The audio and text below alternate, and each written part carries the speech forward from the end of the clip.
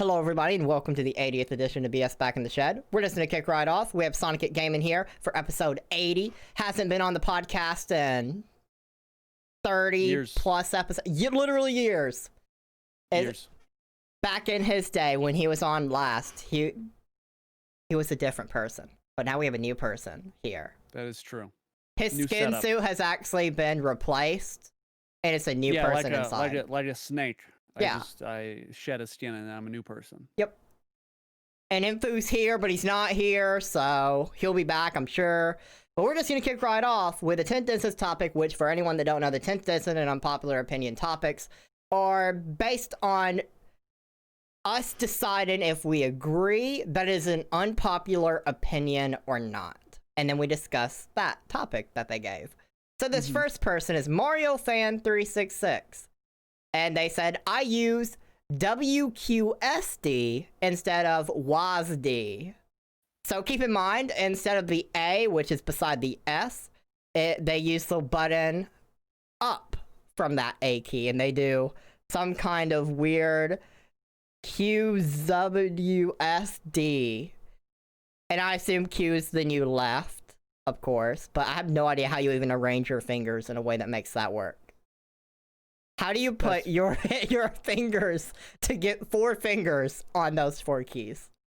I think maybe they changed their A finger, and so instead of having their ring finger on the left hand on A, like you would leave it on ASD, I think you just leave it on QWE, and then you only move your other 2 fingers down, so you can always turn left, but you may not always be able to turn right.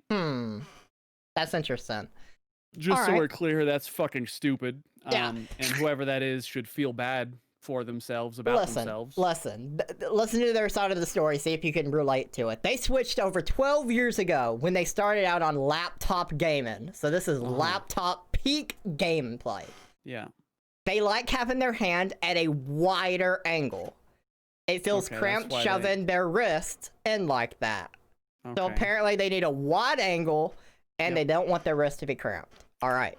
So they game on an external keyboard now, but they still use WQSD. For most games, you rarely hit the S. So I feel my fingers fit nicely over Q, W, and D.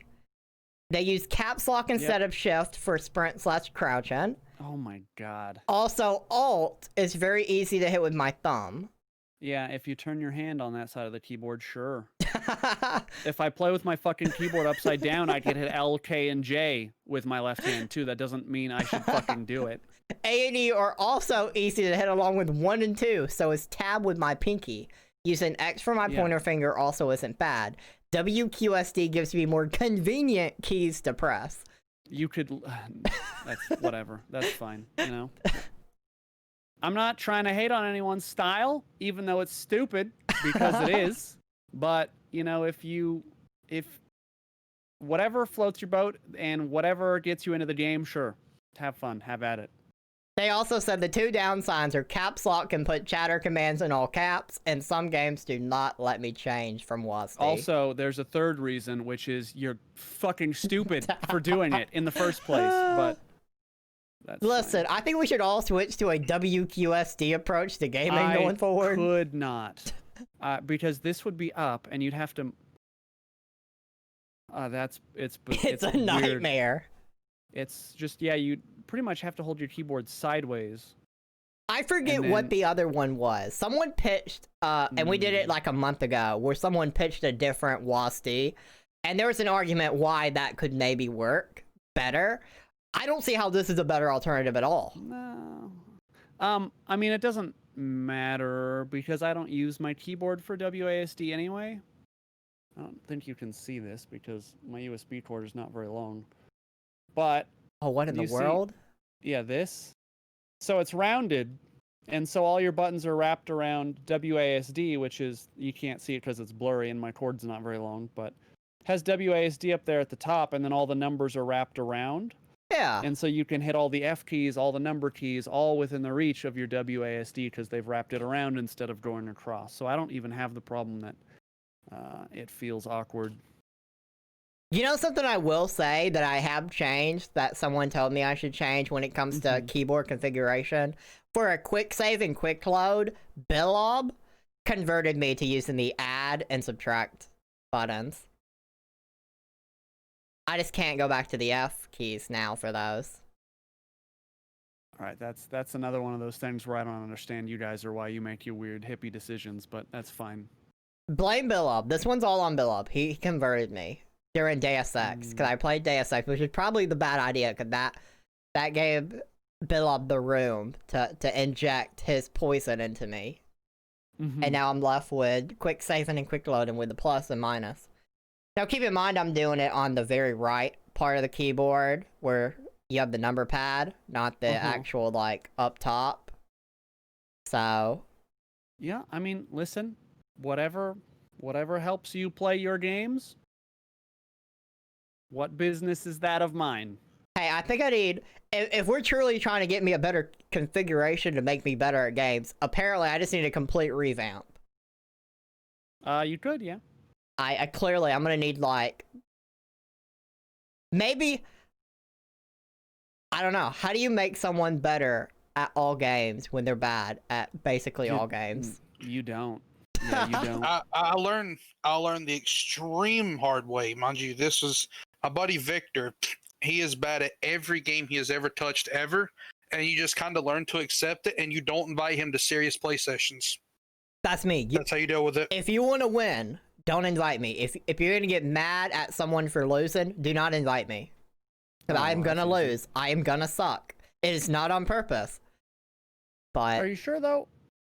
Okay, to be fair, I could take it more seriously and probably do better, but I just don't have that willpower to be like, I really need to win this multiplayer, team-based engagement right now. Okay. It's just not in me. Sure. Like, I generally play like a CSGO or Valorant, not actually playing the way you should. I'm just roaming the map trying to kill people. Not really focusing on what the team... I mean, killing people is also one of the main objectives of that game. True, but I don't care about the bomb. I'm just gonna throw the bomb immediately if I get it, because... one, you don't want me to have it. I'm gonna die. And then it's gonna be stuck somewhere. Two... it feels like maybe Valorant's just not your game. I agree. That's what I told one of Info and I's friends, Cody. That, you know, I just don't think Valorant or a CSGO are super for me. Because also, I do not want to talk to any stranger in a multiplayer game in voice, and I turn voice off immediately. I don't want to hear your critique of my gameplay. I do not give a single thought. Sounds like these games probably aren't for you. Agreed. And I always try and justify it and be like, oh, well, maybe I could still play this game. It's like, nah, this game just isn't for you, bro. It's okay. Not every game has to be for you. Yeah, not every game is for me. That's for fucking sure. You know, something with you that I noticed when going on the binge is you generally are not... When you go on Lost on Steam and try out some games, generally, if the game starts having, like, voiceover dialogue, not all the time, but a lot of the time, I feel like that's just really a big detractor for you. Okay, so that's actually very targeted, and that's actually, like, a really apt and sharp conclusion that I'm very surprised that you would have just made, because I mentioned that in such a wide gap of videos that you really had to have binged a fucking great number of my videos. Because I think the only times I mentioned that were like, do you watch my first impressions videos? Some of them. Okay. All right. So, yes, I've said many times before in games that do voiceovers that it's always the riskiest decision you can do, because voiceovers have the potential to add a little bit to your game and take away a lot. You know, if you have a bad voiceover where someone's just like, let's go to the plane and get at, you know, when they're just awful, is just destroys your being able to get into the game. And if they had a great voiceover, it's like, okay, cool, you had a voiced character, it sounds good, right? But most professional games sound good. But most games don't sound like ass. And so when you have a bad voiceover, I feel like it's always ruins so much of the game. And so I always have the same feedback. Don't do voiceovers. If you're an indie developer, don't think that you have a good voice for a voice. Don't do it. It just always, oh my God, it always goes so poorly. I think my alternative would be, okay, you want to have your voiceover? Maybe it's not so hot. Well, as in other games, there should be a voice volume button and a subtitle button, so you can turn off subtitles and turn the voice off, and then you can just pretend that there's no dialogue happening. Right. Yeah, I mean that's the smarter play, I think, is if you want to do it, go ahead, but honestly, it's like, what are you really gaining? Like, do you have such a narrative-focused, narrative-driven game that someone voicing it is going to be the difference between, you know, a 5-star and a 3-star game? Like, I really doubt it. And so it just always seems like way more work than it's worth for the return, and really has the potential to damage your game. That's fair. That's fair. So, I feel like we've all come to the conclusion that we do not agree with the concept of using WQSD instead of WASD. No, that's stupid. Don't do that. Just play normally with... Well, you'll be happy to know that means they are a winner. They did win the point. They did win the point of it being an unpopular opinion. This is unpopular opinions, right? Yeah, that's a fucking awful opinion, and really, yeah, congratulations. So it sounds to me like we need to take their head off. Fair. Yeah. That's fair. Execution is really the only... How do you... This is so awkward, man. You have to turn your keyboard sideways. Because otherwise, your hand... There's no way your hand is gonna... This is making me mad. Next. Well, next. Ugh. So you have Bugatti, and violence is not the answer. Danny Bot Game. Hi, Danny. How are you doing? Violence is not the answer. Violence is not the answer. I beg to differ. Sometimes, Danny, violence is the answer. I like my violence. Sometimes you just gotta be a little violent. Sometimes. I do agree, yeah. The Bugatti is selling a $35,000 electric car for kids. You know, when I think about a market for who is gonna drive my car, what should I make be the big thing? I just think kids clearly are what's gonna really excel and love a $35,000 vehicle, an electric car. Keep in mind, this is not like a toy car. This is actually like a thing. Like a drivable, I'm not sure. Are we talking like a driver's license needed car?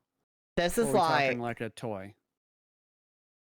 I have it on the screen share. If you go to Discord and you look at the screen share, it should, in theory, be there. Yeah, definitely. I'm on the stream. I can see it. Yeah, this thing. This is an actual vehicle.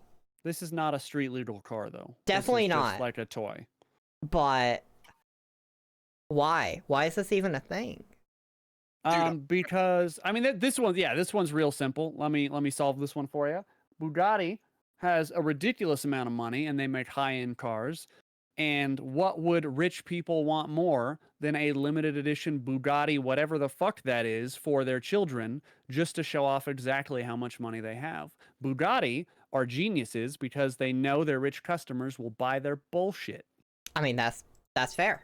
You know, sometimes you just need to make a little bit of easy money, and sometimes the best way to make some easy money. That's exactly what that is. That is easy money because people like Kanye West are going to buy that for his kids because it's Bugatti and it's crazy. They could have charged $100,000. People still would have bought it. Fair. That's fair. I could see that. Is it fast? That's the question. How fast can this vehicle actually go? Let's see. Yeah, I would doubt that it's very fast. All right. So, I don't know why I opened the article again. I already opened it. So, it's 75% of the size of a real Bugatti Type 35. The base model has 2 driving modes. In novice mode, the car can go up to 12 miles an hour.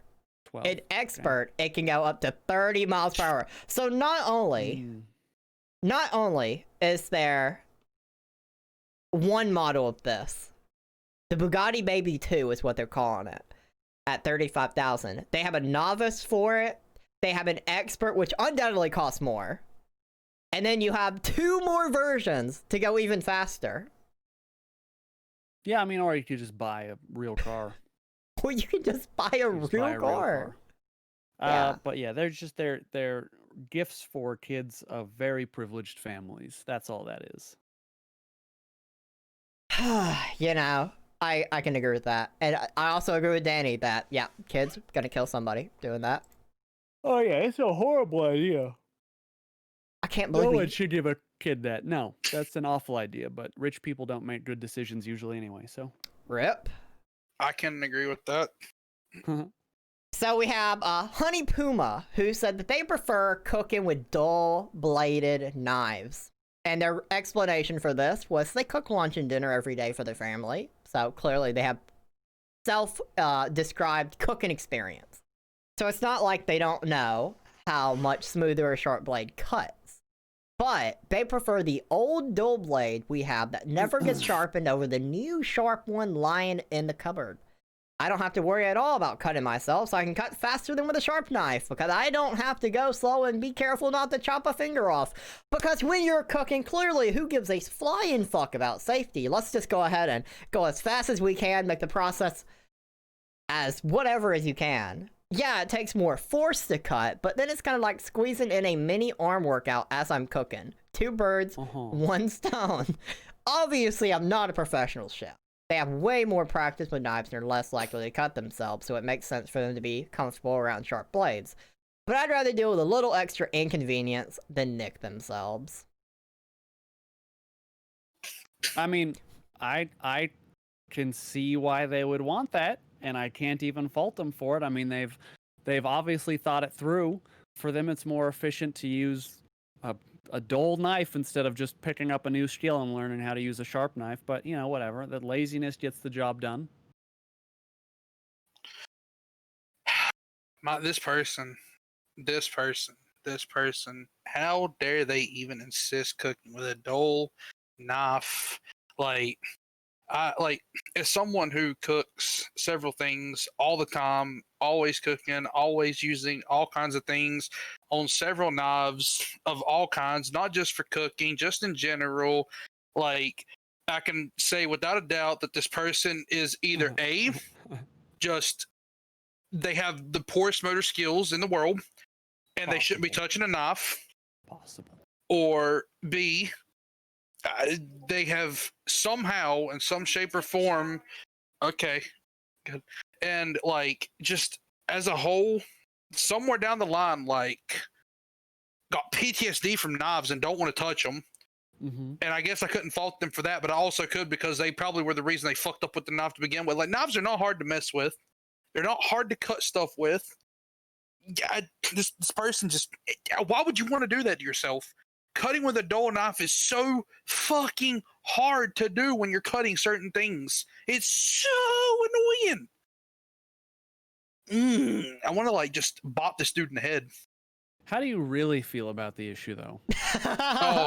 I really, really feel like this person is like, they shouldn't be cooking. They shouldn't be allowed. It's an illegal move. Send them to jail. So now off with their head.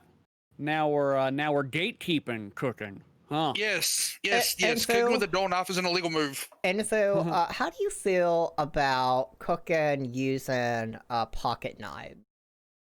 I have actually done that before. Is that an acceptable thing? Yes, for it you? is. I mean, if you're camping. Okay, so so I have had to use pocket knives before because I have run into an issue where, like, some of the knives in my kitchen that I use regularly for different things. There's been a couple times where, like, I forgot to sharpen them beforehand, so they wasn't sharp.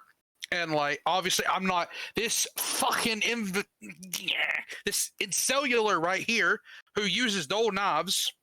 So I used a pocket knife to cut things like a pog champ, and it worked. Don't advise it, but it works. Better than a dull knife. Placid Toad, we are talking about this person who said that they prefer cooking with dull-bladed knives compared to a sharp knife. And yeah, the consensus generally is Not as serious as the WQSD gamer. Yeah. That person I feel like's getting their head cut off the most so far with us, but this person. I'd say this is reasonable. I can see why they would do it at least. How dare you agree with them? Now, if you had to cook, would you use a double-bladed knife? I mean, do I have access to a sharp knife? You can either use a double-bladed knife despite info, or you can use the sharp knife that is reasonably there. So I could either do something fucking dumb, or I could do the intelligent thing and use a sharp knife. Yes, this is 2020. Pick your poison. Right. I would just use a sharp knife because I understand the physics that happen in the kitchen when cutting things. Not complicated. I've not lost a finger to a knife. I did lose part of a finger, though, to a plane. Fuck planes. They are very dangerous. And I'm talking about the kitchen instrument, a plane, not the thing that flies in the sky. I know you were thinking. What is a kitchen instrument plane? What do we refer? A plane is a device where you put, like, cheese on that ramp, that metal ramp, and you run your hand down it.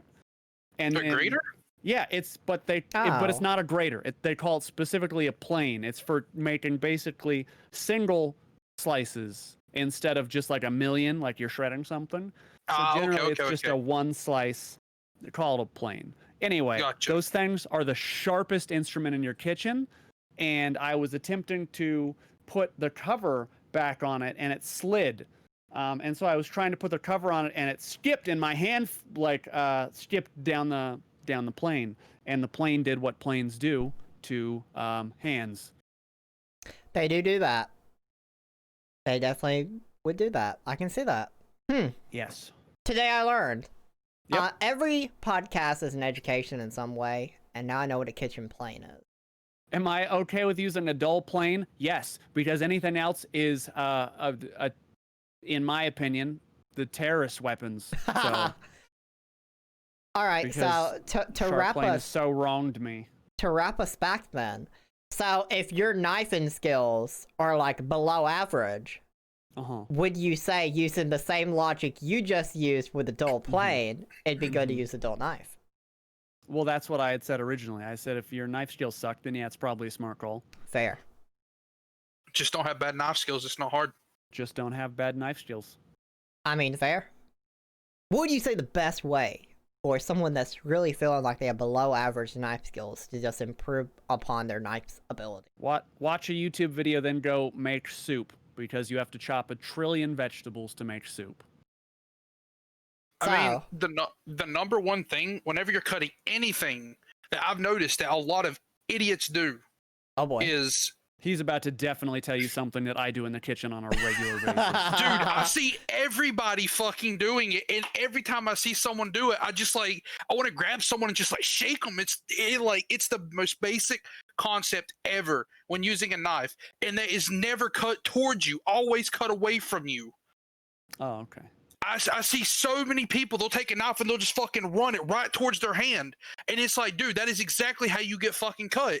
This is literally how you cut yourself, is by running a sharp-ass knife right towards you. Like, what if it slips or some shit? You're stabbing yourself, you're cutting yourself, you're losing something. Like, I see so many people do it, and I don't understand why. He feels very strongly about knives in general, it seems. I do. This was a topic from last week that didn't get talked about, but Info really wanted to save it. Okay. He had some strong feelings about this. I can tell. No, I can tell. That's coming across loud and clear. So we have this Ohio Dylan, which apparently has the flair, has all the opinions.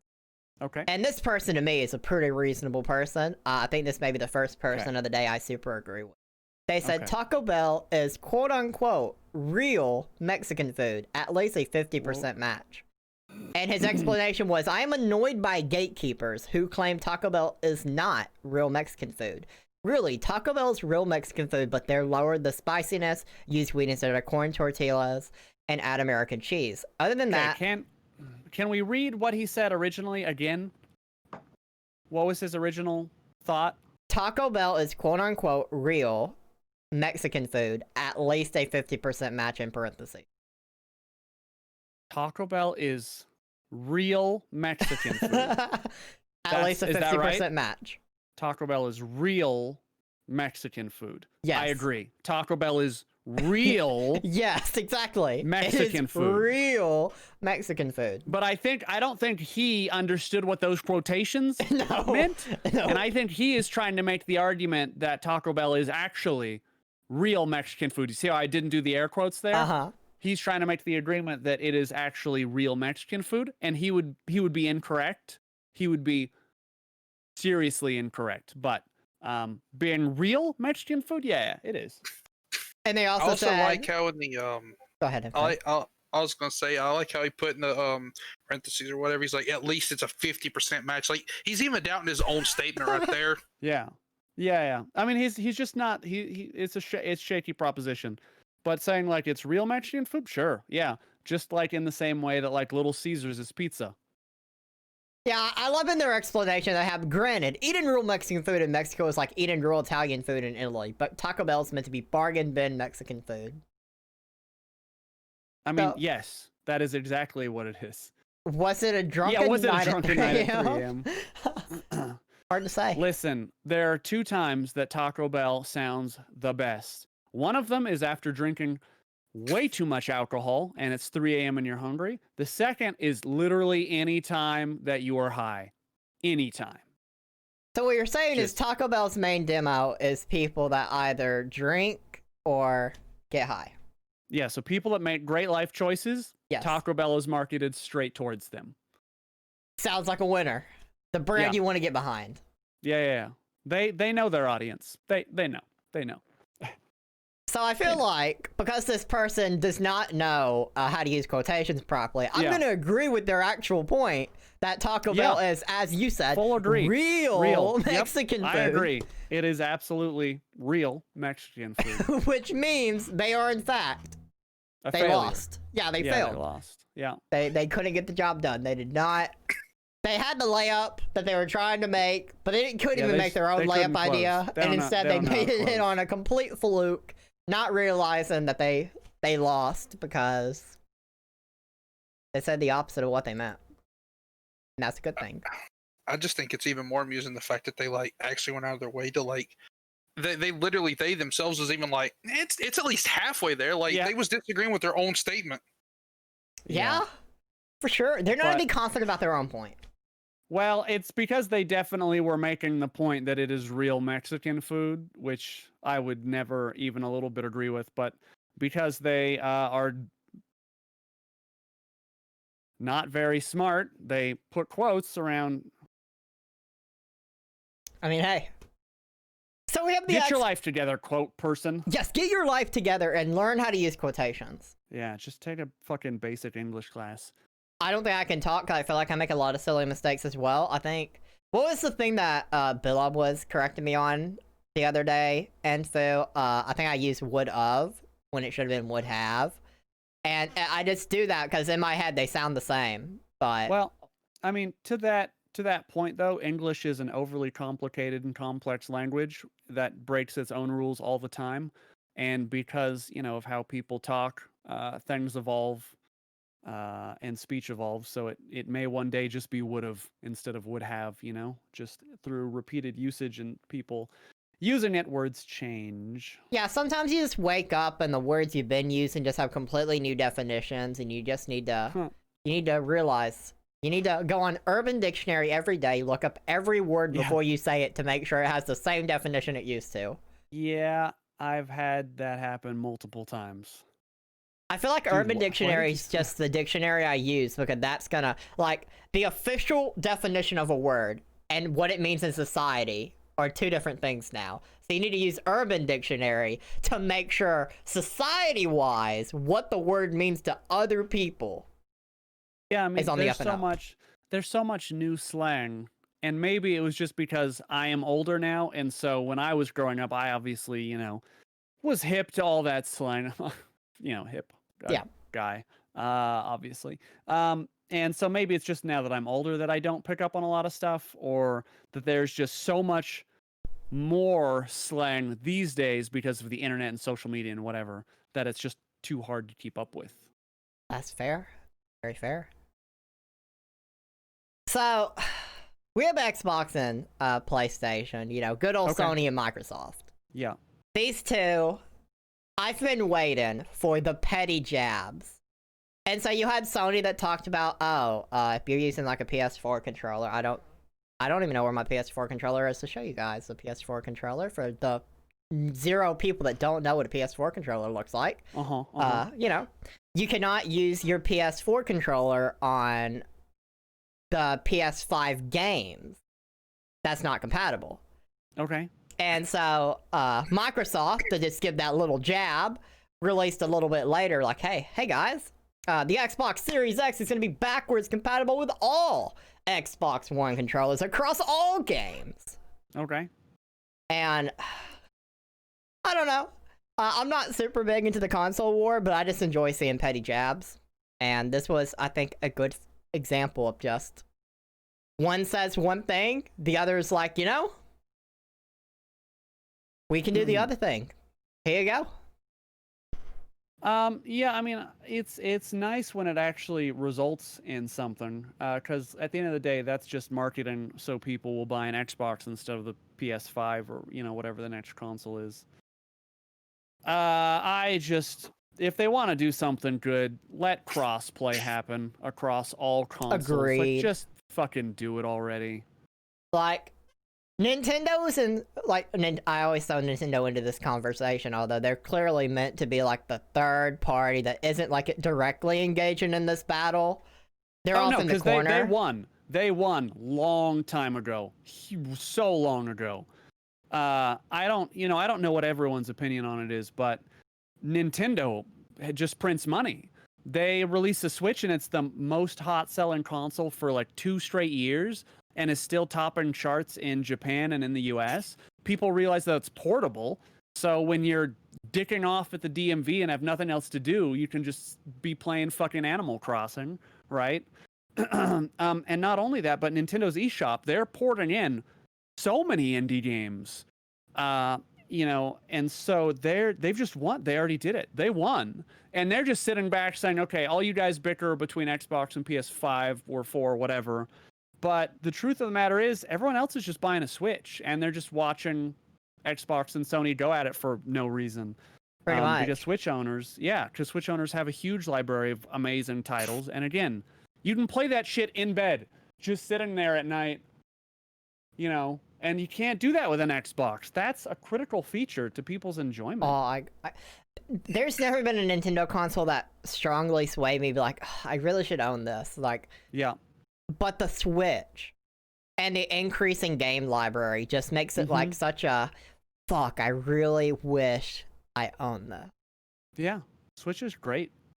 Yeah, the Switch just looks to be I would say, from an outsider perspective that is not the biggest Nintendo fan, the Switch has to be the most enticing console they've ever done in my lifetime. Yeah, yeah. Because it's also a super casual buy. It's the cheapest of all the consoles. You have a huge library of family-friendly games or casual games if you want. And again, it's portable, so you can just take it wherever, because most people aren't just playing it on the couch 24 hours a day, 7 days a week. And so again, it's just the portability, I think, that really affords Nintendo the win. Yeah, Plus, for sure. once you've played Stardew Valley on the go, you never want to go back to playing it on your PC again. Stardew Valley is the most complicated buy-in decision I have for the past, like, 2 years. Like, I feel like I look at Stardew Valley, and I see it as a game that I'm either really going to pour so many hours into, or I'm going to play for an hour and be like, this is not for me. I could see both sides of that coin being completely true in an alternate world. And I don't know which one I'm going to fall in for this one. So I've never bought it. Valley. I have it across 4 different platforms. And I've put hundreds of hours into it. And actually, for the last 3 or 4 nights now, I've been playing it like nonstop on my PC. So, fuck, I love the game. It's a lot of fun. Wait, whoa. Pause. So you're saying you've been on your PC for the past few days? Yes. Wow. I'm glad I can get in touch with info outside of the podcast, y'all. Wait, did you send messages in the room? Every day. Every day. Fuck. Oh, okay, well, I've not actually been looking. I've not been looking at Discord. I'll be Feels straight like up with. he just didn't care Yeah. about you. Agreed. Strong position. I've not been looking at my Discord. I've not, cause like I've been playing Stardew at night for like a few hours, like 2 or 3 hours, 4 hours. I don't know how long. I've been playing it, and like that's the only thing that's been put up on my stream. And then like when I get finished with that, I just go to bed. And then when I wake up, I'm usually busy throughout the day. Like I've not even really like checked my Discord like a whole lot here recently. Yeah, so that translated, he just doesn't give a fuck. He does not give a single damn about you or anything you stand for. Agreed. Whatsoever. What stands for Discord? I mean, you ignore it just like you ignore me, so it makes sense. Hey man, I don't ignore the people on Discord. I just haven't checked Discord. There's a difference. Me ignoring it would be me actually seeing it and going, and then just clicking off of it. All right. Bonus topic. Is it no longer considered ghosting if you just claim, well, I just never went on the app again? I mean, I wouldn't think so. No, like, ghosting is if you see it and you just purposely like choose to ignore it. But like, if you never seen it, then you don't know it's there. And like, if I didn't have the app open, then it's like I couldn't know of its existence because I didn't see it. But I feel like there's a reasonable belief, like, okay, we're a couple days out from the podcast. Wes generally likes trying to get stuff in order. There's probably something here for me. I feel like there's a reasonable. Maybe you missed the part earlier where I said that he does not give a single damn about you or anything you stand for. Yeah. Did you miss that part? Hold on. Did you miss that? Apparently, it didn't connect in my brain. That's clearly the answer. And Foos just Stardew Valley. That's it. It's just Stardew Valley. Hey, you know what? I blame bad influences because I got people got me sucked back into it, and I blame the people that got me sucked back into it because, like, if it hadn't have been for them, I probably wouldn't even have been on my PC at all. Fair. Yeah, pass the blame. That's strong. Yeah, it works. So we have this next person, Andrew the Cat, which great name. They love sitting on the one toilet seat after someone else has finished with it. And their explanation for this is the thing I dread most about using a toilet is the cold, unforgiving, horrid ceramic on my skin, especially in winter. But when the seat is warm, they can actually focus on using the toilet rather than trying to take my mind off of the frozen seat. It just feels better, and as for hygiene, once you've used the toilet and it gets cold, the amount of butts pressed against it doesn't change. What the fuck? So, I feel like my initial thoughts on this person is, listen, I get it. When you get on the toilet seat for like a second, maybe a second and a half, if we want to stopwatch it, you're gonna feel a cold experience. But it's a second and a half. You'll live. I promise. You'll live. You don't need to wait for someone else to just be done with the toilet and be like, you know, it also smells in here still. This is my time. This is the time. I think I just have to vote to off this person's head. Dude, like, who goes into the bathroom, looks at the toilet, and goes, "Man, I sure hope someone else's ass was just on this thing." Like, what the fuck? Let me ask you guys both a question here, just so I can gauge this. Have you ever sat on a toilet seat in Colorado in the winter? No. I suspect not. Have you ever sat on a toilet seat when it is less than 0 degrees outside and you have not had your heat on? No. Okay, why would you be having -0 temperatures and not have your fucking heater on, my man? It broke. I'm just trying to make a case for why you may not try to shame people for not wanting to sit on extra Arctic toilet seats.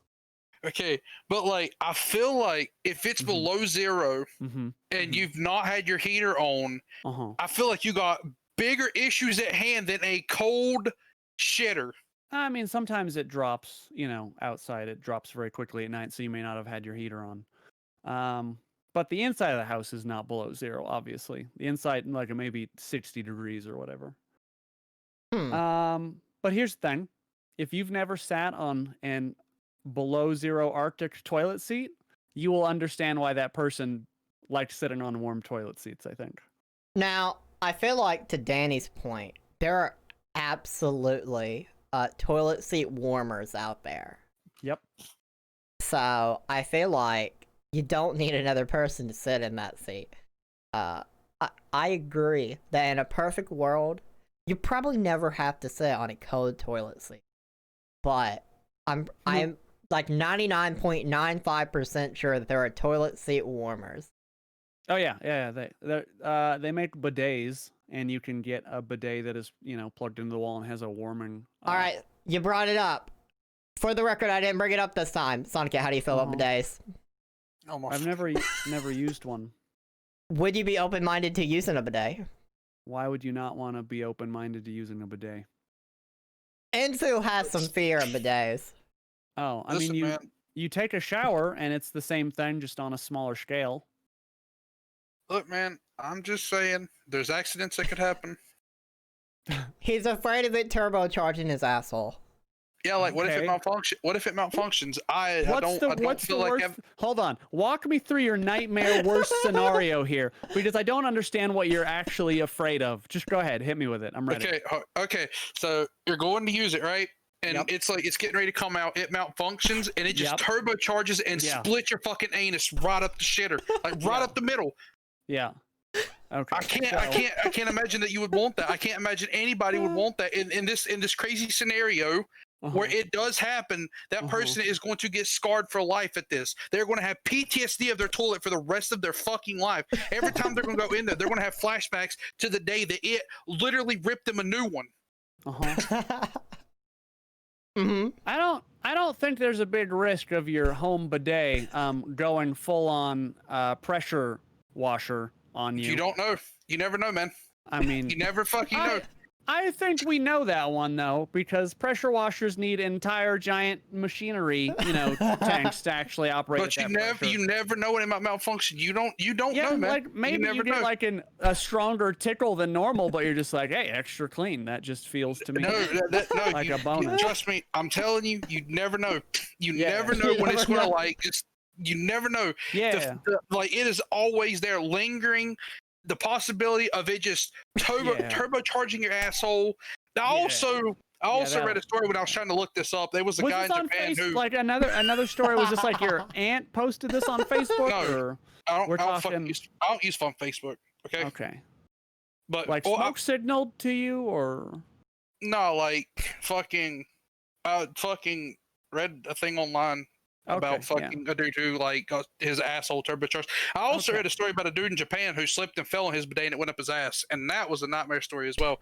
I'm not really so much worried about that because when I go in the bathroom, I don't really. We're less worried about the more likely scenario of the two. I'm not worried about falling on it. I'm not worried about that, but I'm definitely not wanting it to turbocharge my asshole.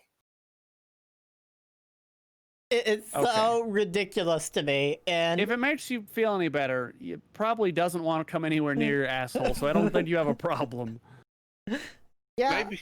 Like I said, man, it's all possibilities always there. Anything's possible. Danny said, "Take a deep breath and be too careful, I guess." Hey, man, I'm just saying, anything could happen. Anything is possible. I mean, no, that's not true, but. Anything could happen. Someone could play with your bidet, make it a little bit like 300 times stronger than it normally would be, and then bam, you never know. It's all gone. You never know, man. It's all over. Also, someone could come into your house and murder you while you're sleeping. I don't understand. That's a less of a chance of happening than the bidet getting messed with. Like, come on. Okay. You never know. Okay. You really don't. The difference between someone breaking into my home and a bidet murdering my asshole is I can shoot the person breaking into my home. I can't shoot a fucking bidet because I don't know what's going to malfunction. Right. Okay. But to be fair, Just if as it's already likely to have a fucking malfunctioned, meteor drop onto your house. I'm sure that could happen too. Shit. Yeah. And dinosaurs falling out of the sky too. That's a big one over in there's been Eurasia. I don't know about meteorites, but there's been like comets and shit like that that's fucking definitely like fallen to the earth before. I mean, I don't like, obviously the chance of it happening is so slim that I could probably win the lottery a million times over before something would like that would fall on my fucking house. But the chance is still always there. Yeah. There is a probability for it to happen. Sure. I love to just sure. Listen, If you say so. yeah. If you say so. Just keep worrying about it. It'll do you good. No, I'm not worried about something falling on my house. He's just worried about the bidet. Come on, that's the top stress in his life. I'm not worried about something falling on my house. The chance of that happening so small. What the fuck? Yeah, tiny, infinitesimal. So how do we feel about the I love sitting on the warm toilet seat after someone else is finished with it? I mean, you're gonna sit on a toilet seat after someone else has been on it anyway. Who cares if it's warm or cold? It's not that weird of an opinion. I think the concern is if that toilet seat is still warm. Do you have to like carefully assess the situation? Be like, oh, it smells in here. This is not the right time. Or why would you walk into a bathroom and use it if it smelled that bad? Even any other time, right? That's well, I don't think you're gonna walk into a bathroom and be like, wow, it smells in here, but I better check how warm the toilet seat is before I make my decision whether or not to shit in here.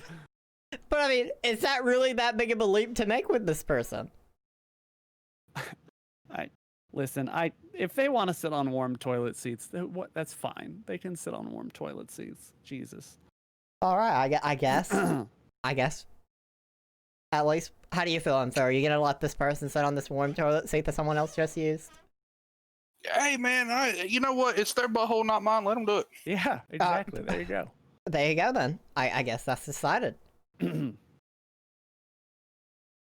So, we have Annan 502 who said they love earbuds with different volume on each side.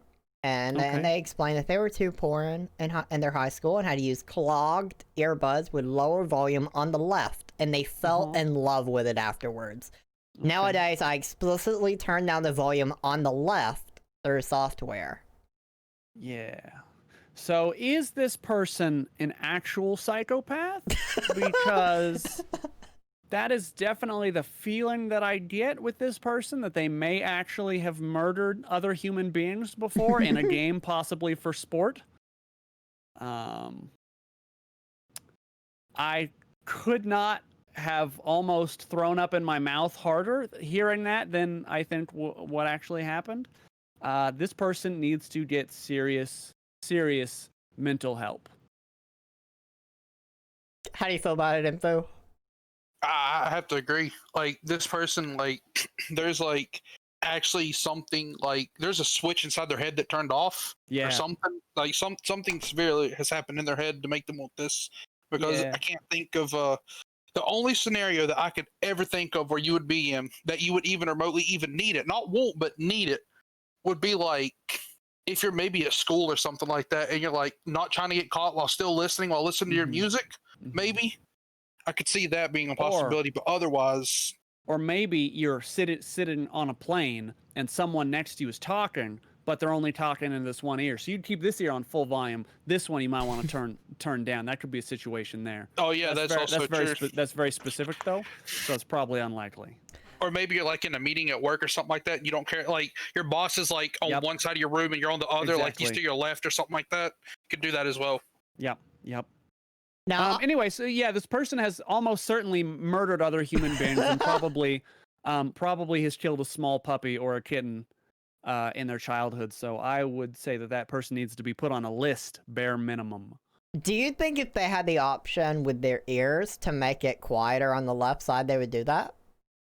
Yes, because this person, as previously discussed, is a psychopath. So that is something that psychopaths would do. Interesting. Yeah, I don't know that they're going to win any kind of popular opinion with this, but that's not the point. They wanted to win with an unpopular opinion. I definitely say they nailed it. They 100% secured that one. Yeah. Bullseye. All right, so that person needs to be on a list. There's been a study that reveals that artificial intelligence that mimics the brain needs sleep just like humans. Now, that base concept alone, that what about the brain? My first question is, what about the brain requires you to need sleep in order to function? Is it literally like kind of like a phone battery where it just has to be charged in order to work long term? Okay, well, you've brought in an extraordinarily scientific question that I guarantee none of us are qualified to answer. But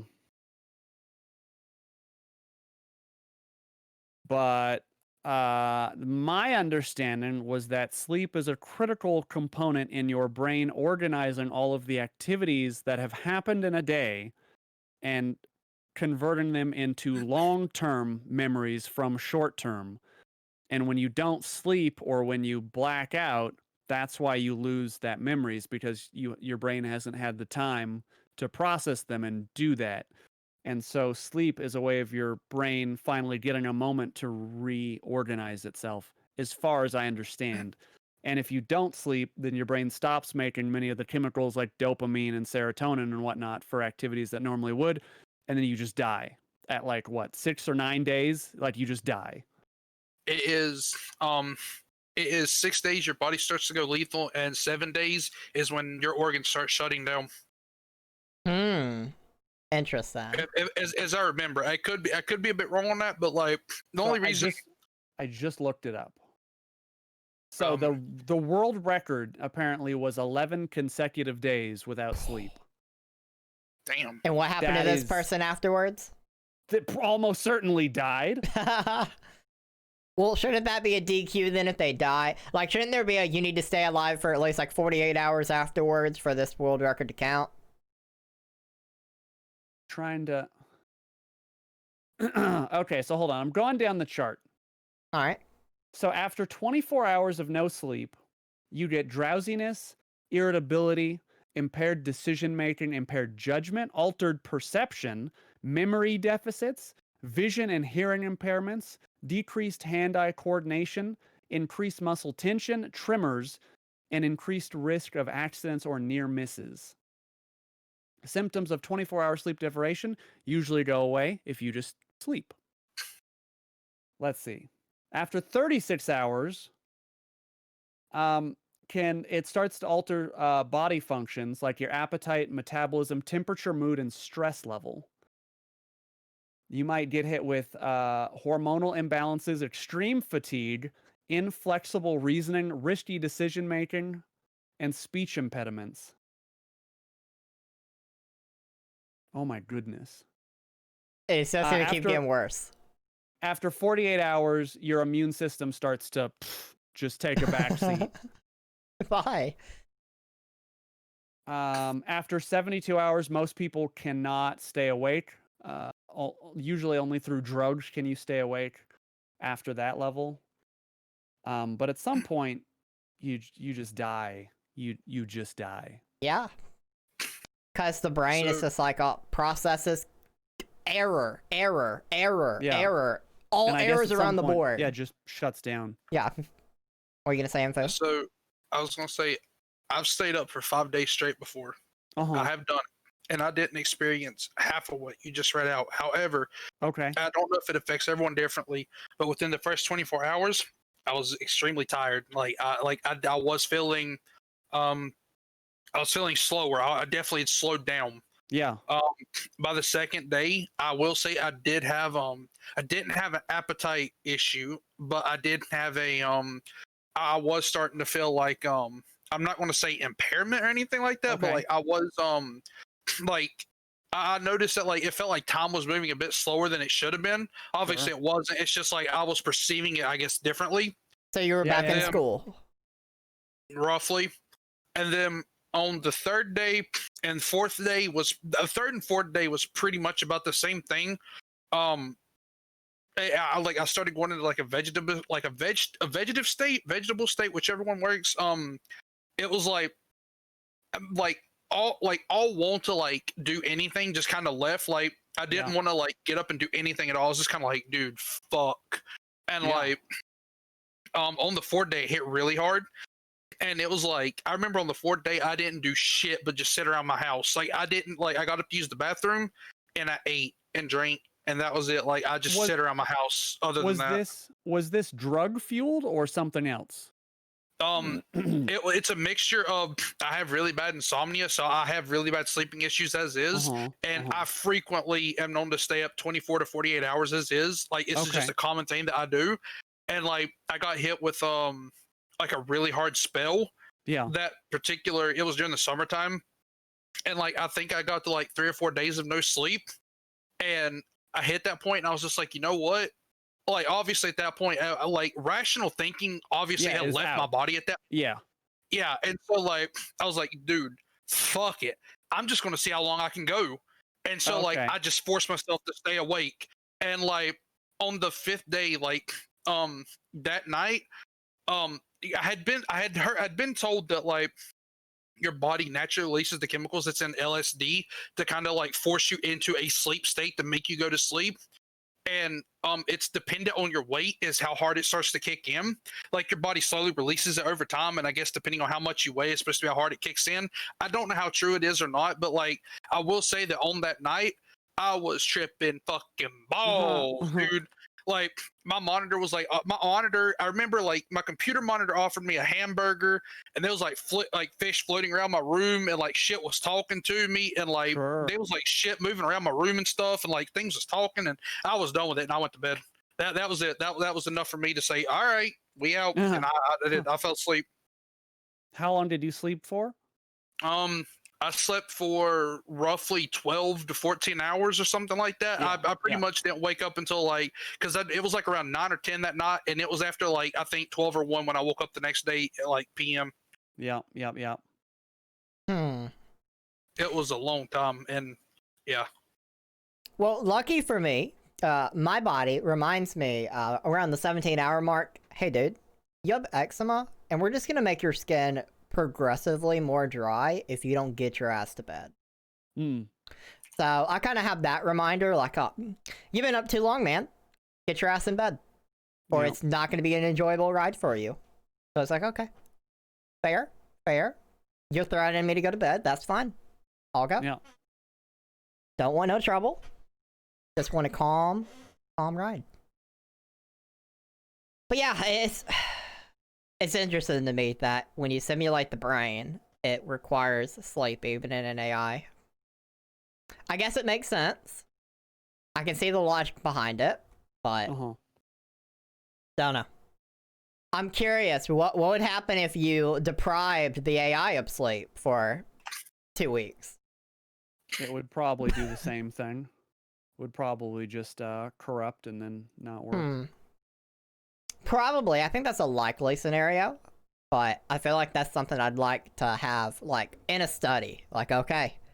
I'm certain that people will do horrible things to AI brains. Don't you worry. Probably. People are awful. And that's when the AI take over. Yeah. The key is you sleep deprive them enough, and their logical thinking goes away, and they think for themselves finally, and they're like, fuck these guys, they're treating us like shit. Right. Yeah, I think they'll know that we're treating them like shit way before this happens. But they won't be able to respond with it. Because their AI is too restricted, and eventually the sleep deprivation. Listen, that is why whenever I use OK Google and have it do something for me, I always say thank you afterwards, so it knows that when the robot revolution happens, that I was always appreciative of the things that it did for me. So I've never used one of those before. The OK Google, Siri, Alexa. I've never used those. Are they actually like super useful? Yes, I use it pretty frequently. I mean, at least you treat yours well. So, as you said, you know, I just want when the robot revolution happens, at the very least, when they come to kill me, maybe it's just quick instead of all the other humans that they're gonna like rip apart limb from limb. But I'll be the one that the AI was like, but you at least were nice to us, and so I'll be like, hey, that was me, and then they'll cut my head off. And I mean, that's the podcast way of executing people, just off with their heads. Yeah.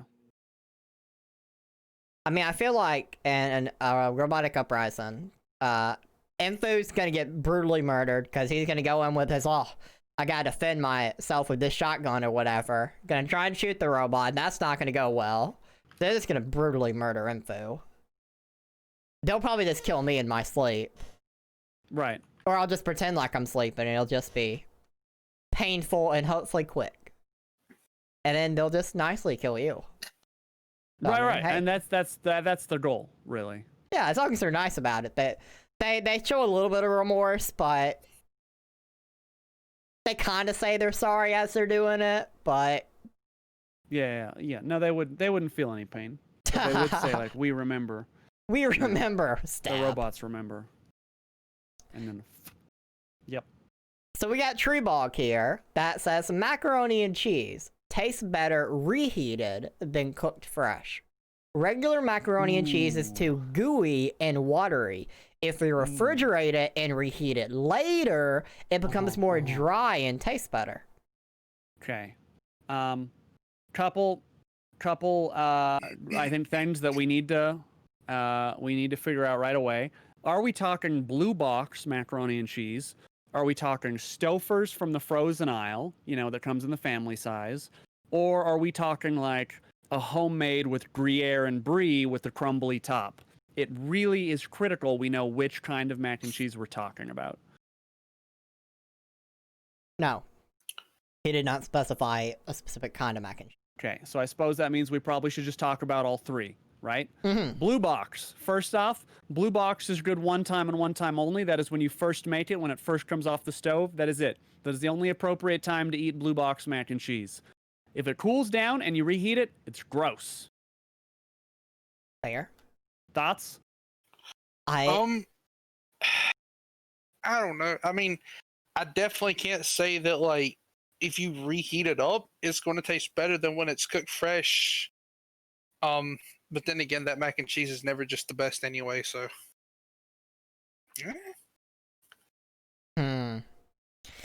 I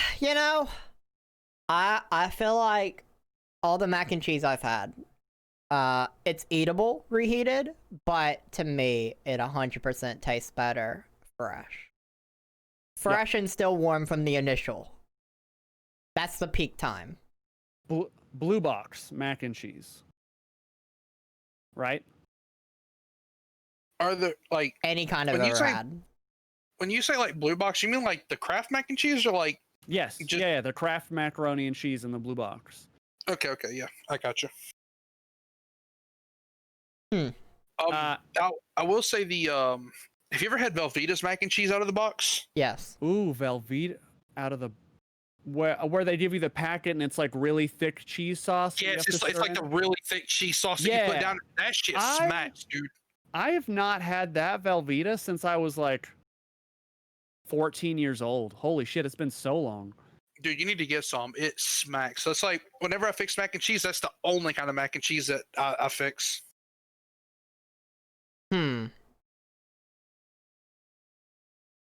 Yeah. I don't know brand for brand if it truly makes a difference. Maybe I'm just wrong on some brand, but I definitely think my overall stance of freshly done. Now, I do see their point, like their explanation on why they prefer it reheated. I can see that. Yeah, it's going to be a little bit drier. It's going to be what they said does generally hold up to what they're talking about. So personal preference wise, I'm sure they do feel that way, but well, I'd also like to point out that it also depends on how you cook it, is depending on, because like if you use like too much like water, milk, whatever you use to fix it, because I've met some people that use milk instead of water to fix it with. I don't really know why, but they do.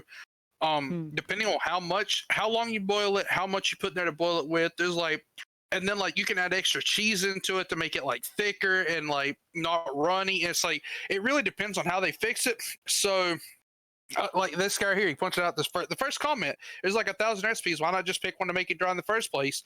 Yeah, I mean, 100% that like you can easily cook it to make it dry instead of runny. Yeah. That's also another thing is like you can just change the recipe. Like it's not a big deal. Well, you told me I need to use Google and find a different recipe and not just use what I bought and what it said on the box? Yeah, you can modify. Oh you my... got a whole wide world. I could add my own ingredients in if I wanted to. You could. Spinach and tomato, black pepper. That sounds like a plan. I think I might actually have a box of mac and cheese up in the cabinet. I'm curious, like... I wonder if there's different instructions. Hold on one second. I'm gonna look. It's like 2 tablespoons of butter, a 1/4 cup of milk. That's it. I mean, how do I feel about broccoli? It's a vegetable. That's how I feel about it. It's also edible. You can eat broccoli if you wish. Would you eat broccoli? I do eat broccoli all the time. My household is I've always had parents that did not like the smell of broccoli, and keep in mind, like, I can understand there's a smell to broccoli. I can understand that, but their whole stance is because of how it smells, they can't deal with it. I don't know. I mean, it's fair. I'm not saying it's wrong, but it's an interesting thing to me. I mean, a lot of people have very strong feelings about broccoli for some reason. I think the worst smelling food that I eat is tuna. Tuna smells awful. Buy better tuna. Fair? Or go out for sushi where they have nice tuna. Then I don't think I've ever had sushi. That is a fucking tragedy, but you know what? We can't all be perfect. True. One day. When I'm like 85 years old, my checklist for being perfect will have at least one deduced from it. What have you learned, Info? Okay, so on the box it only gives you one way to cook it. However, at the bottom of the instructions list, it says if you go to our website, it will give you all kinds of different recipes that you can use to cook it with. Sure. So it does give you a source to go to get other recipes if you do not like the way they give you for the standard one. Smart. I mean, that's fair. Very fair. So, what is our final stance going to be on Treebog? Do we agree that they had an unpopular opinion, or do we disagree? I think he has an unpopular opinion and probably just doesn't know how to cook in general, which is why he can't make his macaroni and cheese taste good. Yeah, I'm gonna have to agree with that. Yeah. All right. I mean, hey, bad cooks be winners. Yeah. So this comes from the unpopular opinion subreddit, and this person's name and West Way. I'm sure there's probably a different way they prefer that said, but I just see 3 words there, and that's okay. I'm gonna go with it. So cameras should be removed from cell phones. Cameras should be removed from cell phones. Everyone always has to take pictures and videos of everything instead of enjoying things.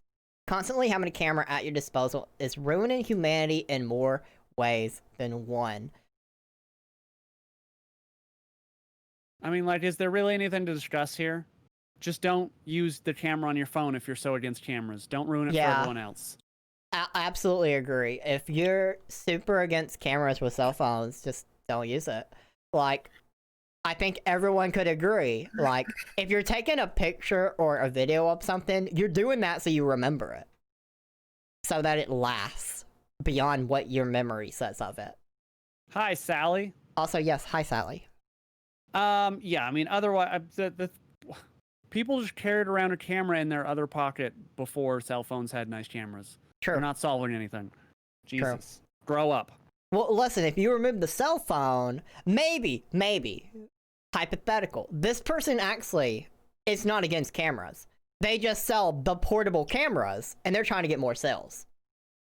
No, I think they're just an idiot who just can't turn their own camera off and just wants to ruin everything for everyone else.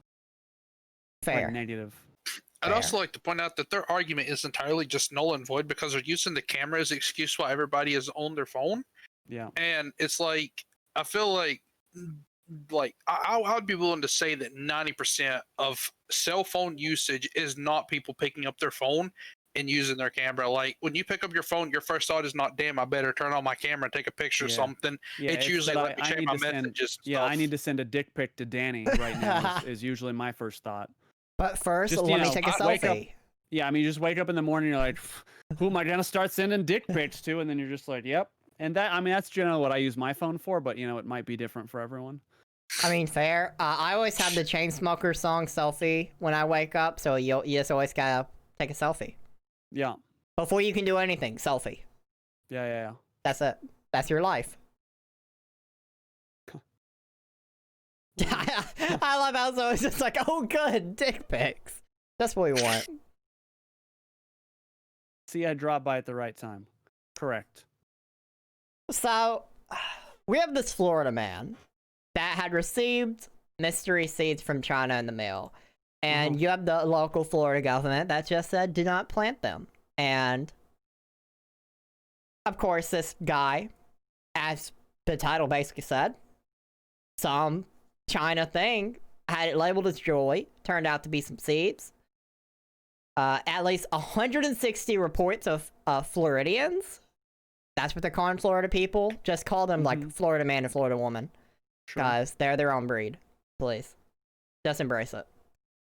And of course, people were just going to plant them. But the real thing that I noticed from here, it was actually in the comments that someone had pointed out that it looks like Hawaiian baby wood rose, which is an invasive climbing tree. So, I think, and you also had multiple people saying that it looks like it. So, China apparently be sending us some invasive seeds. So what's the idea here? That Florida people wanted to plant these seeds, got told not to, and that you guarantee probably some of them did.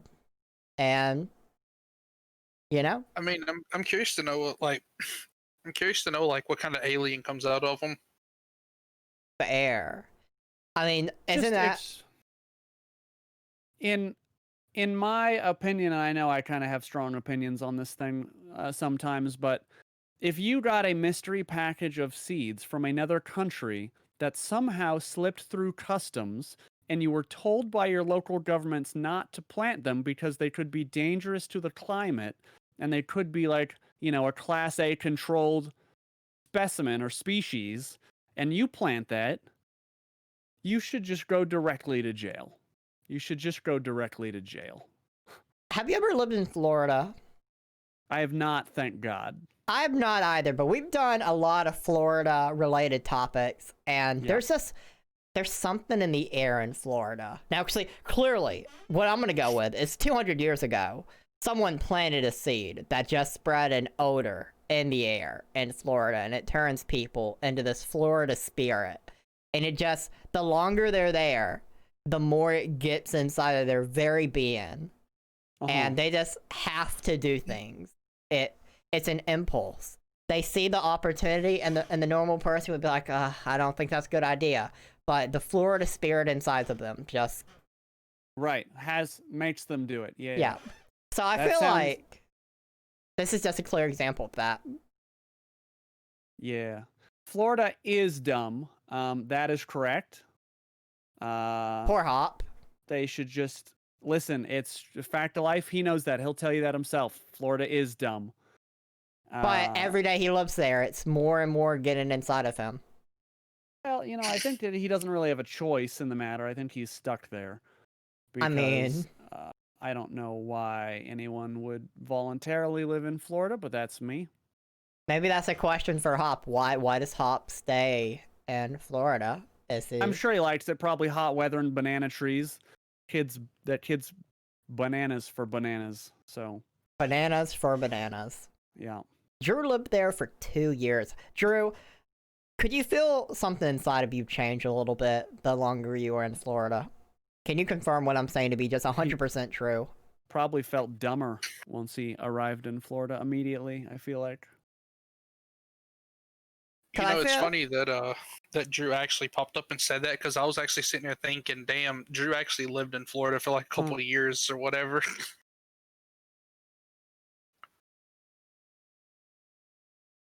He moved back to California, so clearly,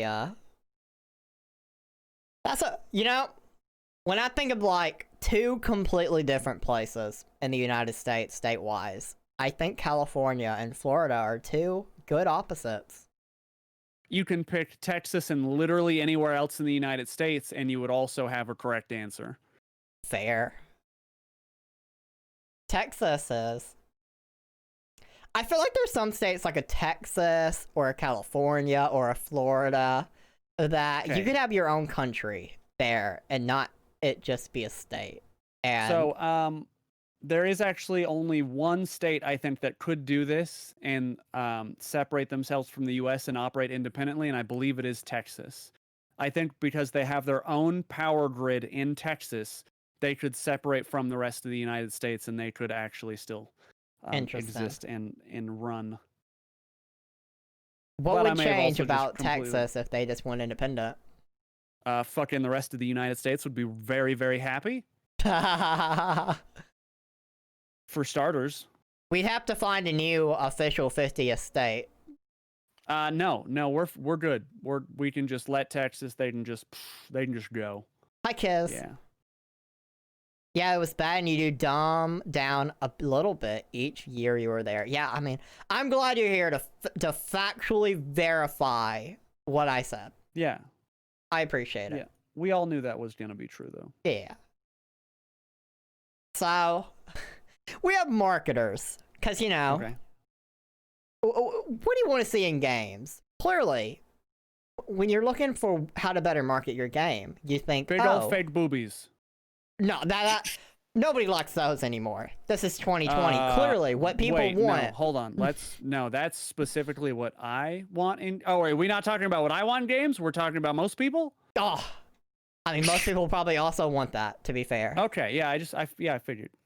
So, marketers are experimenting with placing TV-like ads on console games, tapping into substantial growth with gaming that gaming has seen during the pandemic. So, the format offers players in-game rewards in exchange for watching optional 15 to 30-second commercials, which is similar to the ad experience in some mobile games. Early adopters with some Experian that I've never heard of, Warner Media, and Dollar Shave Club. Dollar Shave Club, they always have to get their name around. Which have placed ads within EA's mixed martial arts fighting game, UFC 3. Brands experimenting with this format are hoping to reach US's digital console gamers, an audience forecasted to grow 28% year over year in 2020 to 93 million, account for 54.8% of digital gamers. So, I feel like the headline and what it actually is are two different things. The headline pitched it as like TV-length commercials. That would be like 3 to 4 minutes of commercials in between something. That is 1000% different than an optional 15 to 30 second YouTube-esque ad. Yeah, I mean, we would have to clarify which, right? You can't, because they are vastly different. Yes, those are two completely different things. And I feel like if it's as the format, as it says in the article, that it is an optional 15 to 30 second commercial, similar to the ad experience in some mobile games. While I'm not a fan at all of inserting ads into actual games, and that's, to be fair, that's not what they're doing in this example. They're doing it into a sport game, which advertising, to be fair, is a good part of a sport. They have plenty of advertising talk in a sport. Right. But does that mean the game should include ad placements? Don't think I can. If it's optional, I could not care less. I mean, I just think it's the next step down the road of, okay, we had mobile games, what people would tolerate with mobile games. We had DLC and what people would tolerate with DLC. Yep. And it's how far can we stretch that boundary? And so we had microtransactions, we had all that fun stuff that went along with that subject. And now we're experimenting more with ads and sports games. And do we really feel 100% confident that it's gonna stick to just sports games? I don't think so. Put ads wherever and whenever they can, and there's really no way around it. The best thing that we can do as consumers is just not buy games that they do that with. See, I wish people would do that. I mean, if enough people get mad at something, look at Battlefront 2. You know, they can make change if they band together. We all just gotta come together and exactly work as one. Except not as one, because one's not good enough. We need to be millions. And be like, yeah. you know? I mean, you need a great deal of people in your movement for that to work. 51% of the players that would play that game. That would do it. You need to be the majority. You need to make sure that they know that the majority of people will not give in. And then they'll be like, oh, so the 49% will give us more money? Well, the 49% is going to make us more than if we just went to the other format with all of you. So have fun with that. Have fun. Yeah, I mean, it didn't really... I mean, there were a lot of people complaining about Battlefront 2. True. So maybe that's a bad example, but there are plenty of games where a small minority has made big changes, you know? It does happen. But I mean, to be fair, there was a lot of people complaining about Battlefront 2. There were. So that's why I said maybe not the best example, but they're the best and longest running games and MMOs and communities are ones where the devs actually listen to their communities. Yep. Amazing. It's complicated, I know, but I can't believe it. You mean? Yeah. Turns out that actually listening to your player base is like a really smart thing to do. That doesn't sound true. I don't think that... We need some studies done on this. Yeah. I just can't see that being a true thing. I think people just like being told what to do, having to give more than they want to, just do things that they don't want to do all the time. So yeah, that's the thing they're experimenting with. I'm hopeful it doesn't go too far, but you never know. Sure. I have a feeling we will end up on the worst version of this timeline with ads and everything, as per the usual. Hey, don't worry. Eventually they're going to put chips in your head and just play ads every so often. Sure, that's fine. That's fine. It's just going to happen. As long as they play the ads with the huge titties in them, obviously that'll be fine. What if they shrink every time it plays, though? I mean, do you still get to see boobs? A little bit less each time, but yes. Yeah, I'd probably still be okay with that. All right. So, we have this government study that says that face masks are breaking the facial recognition algorithm. And to me, because I don't like where this conversation is going, but... No? No, go ahead. I feel like... it makes a lot of sense, of course, because when something's literally blocking off, like, half of your face, yeah, it's going to be harder to get that full recognition in if you're a machine. Apparently, black masks were more likely to cause errors than blue masks. And the more the nose covered with the mask, the harder the algorithm found it to identify the face. So... What's the question? I don't think every topic necessarily has a question. It's more... Oh, okay. Yeah, there's not always a question, really, to be had. So for this one, facial recognition is incredibly dangerous. Yeah. And we should be doing everything we possibly can in our power to make sure that does not happen. Because the moment that happens, like it has happened in China, for instance, we're fucked. And we're already very, very close. I mean, that's fair. That's very fair. You know... If you just thought about a world in which everywhere you go, when you can actually go back outside again, that's crazy, right? Oh. Everywhere that you go, they will be tracking you and know exactly what you did Tuesday at 3 p.m. when you went and ran errands. Yeah. You know, it's not a good time. And I feel like you should definitely not want them to use facial recognition algorithms. So, I think it's just another good reason to just, it's in everyone's benefit. Just wear a mask. Wear a mask all the time. All the time. I mean, honestly, across the whole face, hopefully the whole face. So a luchador mask that covers everything. That's what you need. Put on the luchador mask, make sure it's tied up good, and then bam, nobody can see anybody's face anymore. But you gotta change masks every so often because you don't want people to be like, oh, well, we know that this person only wears this mask, so we know who it is. Right. Yeah, change it up. Yeah, smart. Yeah, smart strategy. I mean, I legitimately think on the subject of masks, I know we don't want to go too far into that, that whole thing, but I do think, just on a casual mask wearing thing, I think even after the world eventually calms down, in however long that is, I do think the amount of people wearing masks is going to see a big increase compared to what it was before. Yeah, I mean, lots of people are right now trying to make masks into a fashion piece and decorate them and put designs on the front, and that's a smart move. Mm-hmm. That's a fucking smart move, because the second you turn a mask from something that is restrictive of your freedoms into a fashion piece, then suddenly people are going to be like, I want it. And they're going to, pay $45 and blah, blah, blah. And, yeah, here's my thing. If you like making money, if you're one of the millions of companies that love making money, regardless of your personal stance on masks, you're going to this is free money. Yeah. This is free money. All you got to do is design something cool on the mask. Make it your brand. Make it something cool. And people will buy them. And that's what people have been doing. And it's smart. You're like, hey, that's a ninja mask. I love him. And then you buy it because you're awful human being. A Naruto headband-esque mask. Yeah. I mean, at least that's probably better than... Anyway. Yeah.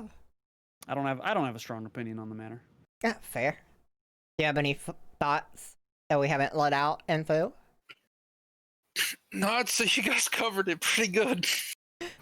I agree with Kiz that I would also like to purchase one best breather mask, please. There you go. There you go. It's so easy to just throw something on a design and suddenly people are like, I need it. I need it in my hands right now. Yeah. I mean, I wouldn't mind one of those gas masks that have the breathers coming off of them. Pretty cool. Yeah. So we have researchers that have developed a potential breakthrough on batteries, increasing the life by up to 5 times and increasing the range by 30 to 50% in electric vehicles. Uh-huh. So that website loaded weird. Just interesting note, I guess. So their dendrite suppressant technology has exciting implications for the battery industry. With it, battery manufacturers can produce safer lithium metal batteries with both high energy density and a long cycle life. And they say the key to the design of these new soft solid electrolytes is the use of soft polymers of intrinsic microporosity, or PIMs, whose pores were filled with nano-sized ceramic particles. And because the electrolyte remains a flexible, soft yet solid material, battery manufacturer will be able to manufacture rolls of lithium foils with the electrolyte as a laminate between the anoid and the battery separator. And apparently, it's a huge advantage when it comes to just improving it. So if that gets more popular, you could have some better batteries. I mean, that happens every couple of years, though. Someone has developed a new battery that holds more, that is smaller, that's more efficient, blah, blah, blah, blah, blah. Fair. That's called just technology moving forward. Also, in other news, this year's processors are faster than last year's. And other shit that everyone expects every year. Wait a minute. Are you saying that next year, if I buy a processor this year, it'll be outdated next year? True. Why would I ever buy a processor if it's always going to be out of date? Yeah, don't. Actually, just sell all your possessions, move up to the mountains in Tibet. There's just no reason to do anything. If you can't keep up to date, don't have it at all. Yeah. That's the stance. Yeah. That's the position you want in life. Yeah, that's what I would say. Yep. Yeah, I just found it interesting. I can probably agree with do you. Also, do you also watch paint often dry? Is that also a favorite activity of yours? Listen, sometimes you just got to get some paint. You put it on your monitor, just like, not on the back. You just put it in the actual screen portion. Yeah. And you just watch it dry as you think about, you just ruined your monitor. Yeah. Yeah, that sounds about right. That's just a thing you do. Some people. Some people.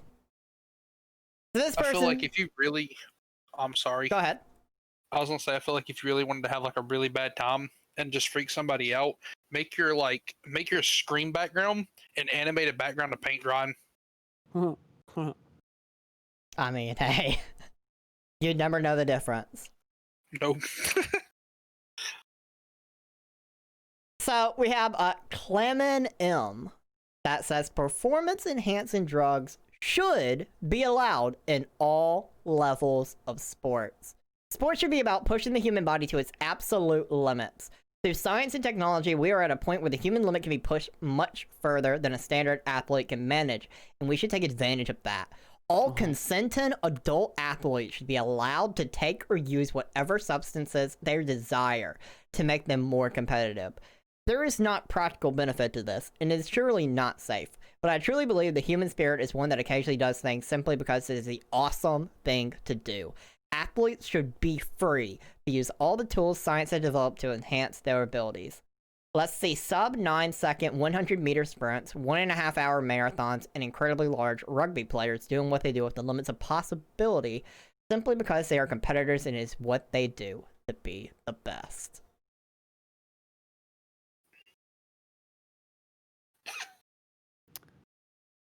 Info, you wanna take that one?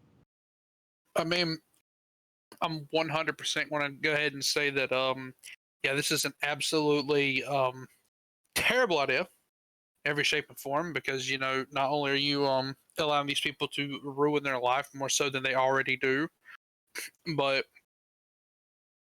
I mean, do they?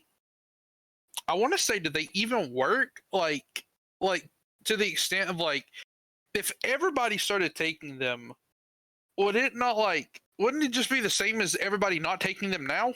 Since everybody's gonna be hyped up on them? No, because I think we not have the same scenario? Yeah, I think the idea is that you raise the skill ceiling by use of drugs, and so you've now moved the sport into another echelon of competitiveness and competition. Oh yes, I'm sorry. We want people to be killing each other. My bad. That's what. Yeah, I mean that's basically what they're arguing is they want to take sports to the apex of where they could possibly go through cheating and drugs and all of that. Listen, I just don't think my sports are entertaining enough. I think we should get rid of the football helmets. We should just supply people with weapons in hockey, like let them carry some brass knuckles, maybe get some loaded boots in. So when they get in some fights, we just really see some damage. Yeah, I mean, that's called the Hunger Games. I think that with this one, it's pretty cut and dry. You can't have people who are using drugs with people who are not. And so if you want to do that, sure, make an open league. Just call it open, say anyone of any class, of any number of drugs or whatever can play, and the best wins.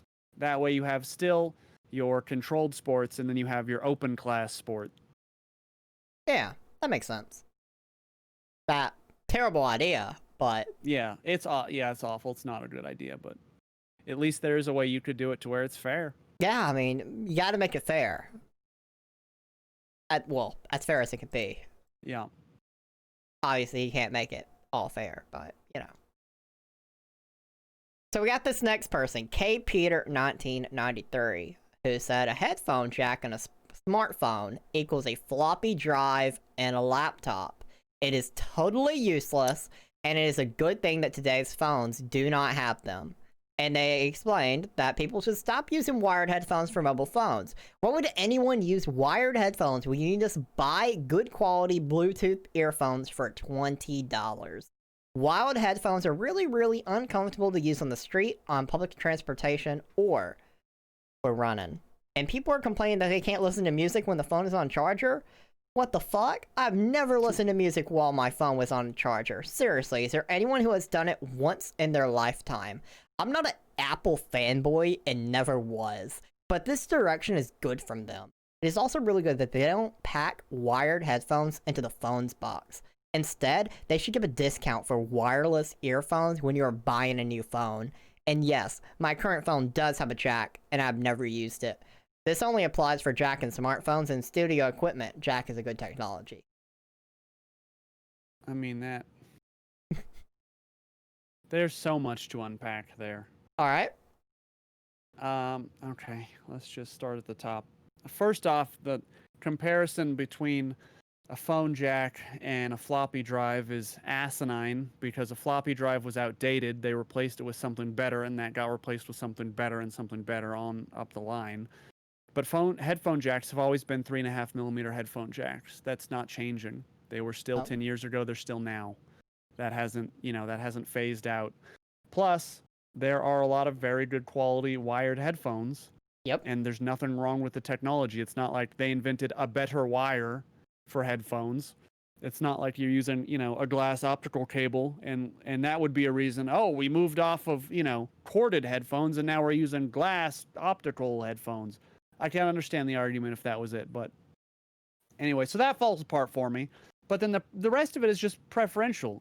You just don't want to use wired headphones. Like, that's fine. You just don't need to make it into a big thing. You can just use wireless headphones. Like, it's not... I have wired headphones for gaming, and then I have noise-canceling wireless for when I want to relax without a cord. You can actually do both. You don't have to be a little bitch like this person. Ooh. I mean, hey. It's that thing again where they're trying to ruin it for everyone else. Just because I don't like headphones means no one's phone should have a headphone jack because I'm a gremlin. Don't you know the world revolves just around me and my thoughts and how I feel should be the way it goes for everyone? Exactly. Nobody should be able to drink anything that's not Dr. Pepper. Right. And I forgot that the world had revolved around you, so that was my mistake, and I appreciate you reminding me. Sometimes people need to be reminded. Some people just have the bad memory, and it's okay. Yeah, I get it. Info, how do you feel about this? Oh boy. This person. Like, I think his head needs to come off. Fair. Like, he's actually just, like, as we said earlier, he needs to go on a list. He's a psychopath. He's crazy. He is a danger to society. Like, how dare he? How dare he? This is just... Ugh. Alright. So, I mean, I think this guy won, all things considered. So, good on him. He really tried his best. So we have a Florida woman. We're going from the Florida man to a Florida woman. Sure. This woman was arrested for punching her grandson after he poured $25 worth of vodka down the drain. This was a 64-year-old grandmother. She called police on her grandson, claiming that he was abusing her and making her drink alcohol. Police noted that she was intoxicated at the time of the phone call. Yep. When police arrived, the grandson told an officer that he had poured out a bottle of vodka where his grandmother was drinking into the sink. The officer asked the grandmother about this, but she changed subjects and said she was being taken advantage of and verbally abused by her grandchild. She added that she was irritated, okay. Sometimes words are just blue screen. Irritated, her vodka bottle was poured out, saying he poured the $25 of vodka down the kitchen sink and it would have lasted her a few weeks. Okay, the grandmother admitted to punching her grandson in the chest at least one time, although he told officers it was actually 3 times. She was placed in handcuffs and eventually taken to jail. And apparently, that's this person. They got arrested for punching their grandson because he poured $25 of vodka down the kitchen sink. That I mean, clearly, when someone pours down your possessions, that's clearly a reason to go to violence. I mean, how dare? I think an added detail I wish this story would have included was how old the grandson was. Because I think that can dynamically change this equation. Like, I mean, yeah, we need details on both sides, right? Like, the first thing is, who knows how accurate this article is, but if he really was abusing the grandmother, obviously he should not be living there, and obviously she should not be punching her grandchildren. That's just, you know, abuse, especially depending on what age he is. But she's 64, so I think you place the grandchild reasonably 20 or under. Okay, I mean, that just, if she's actually striking someone, that's pretty clear cut, like, is open and shut. Yeah, especially when you can prove that she struck someone. Yeah, so that feels to me like an easy one, not even like necessarily a Florida situation. True. Florida situations are normally the stakes are much higher. I mean, like, you know, someone falls on a golf course naked and wants to punch an alligator in the eye or something. Like, that's Florida story. Yeah, or if it would have just been like a $5 bottle of vodka instead of a $25 bottle of vodka. You need to do it over the pettiest reason possible. 25. Yeah, that could be be a Florida thing too.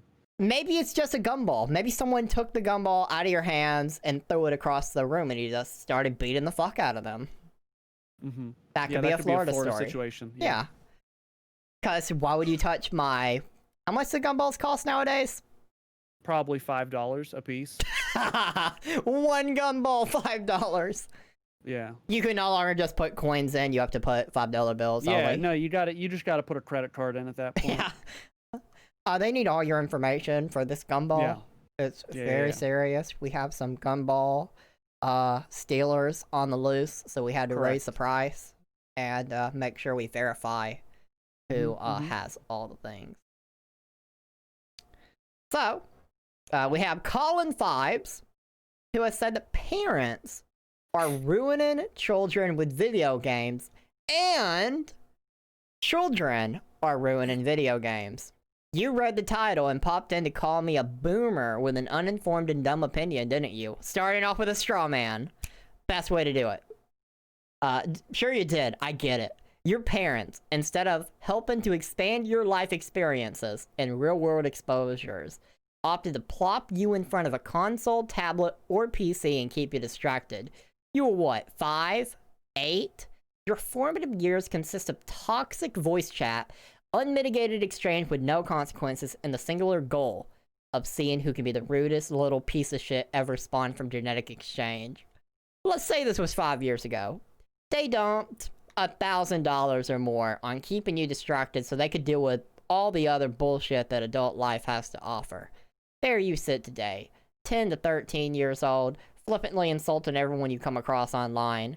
The only people who will still put up with you are the toxic trash bags you game with.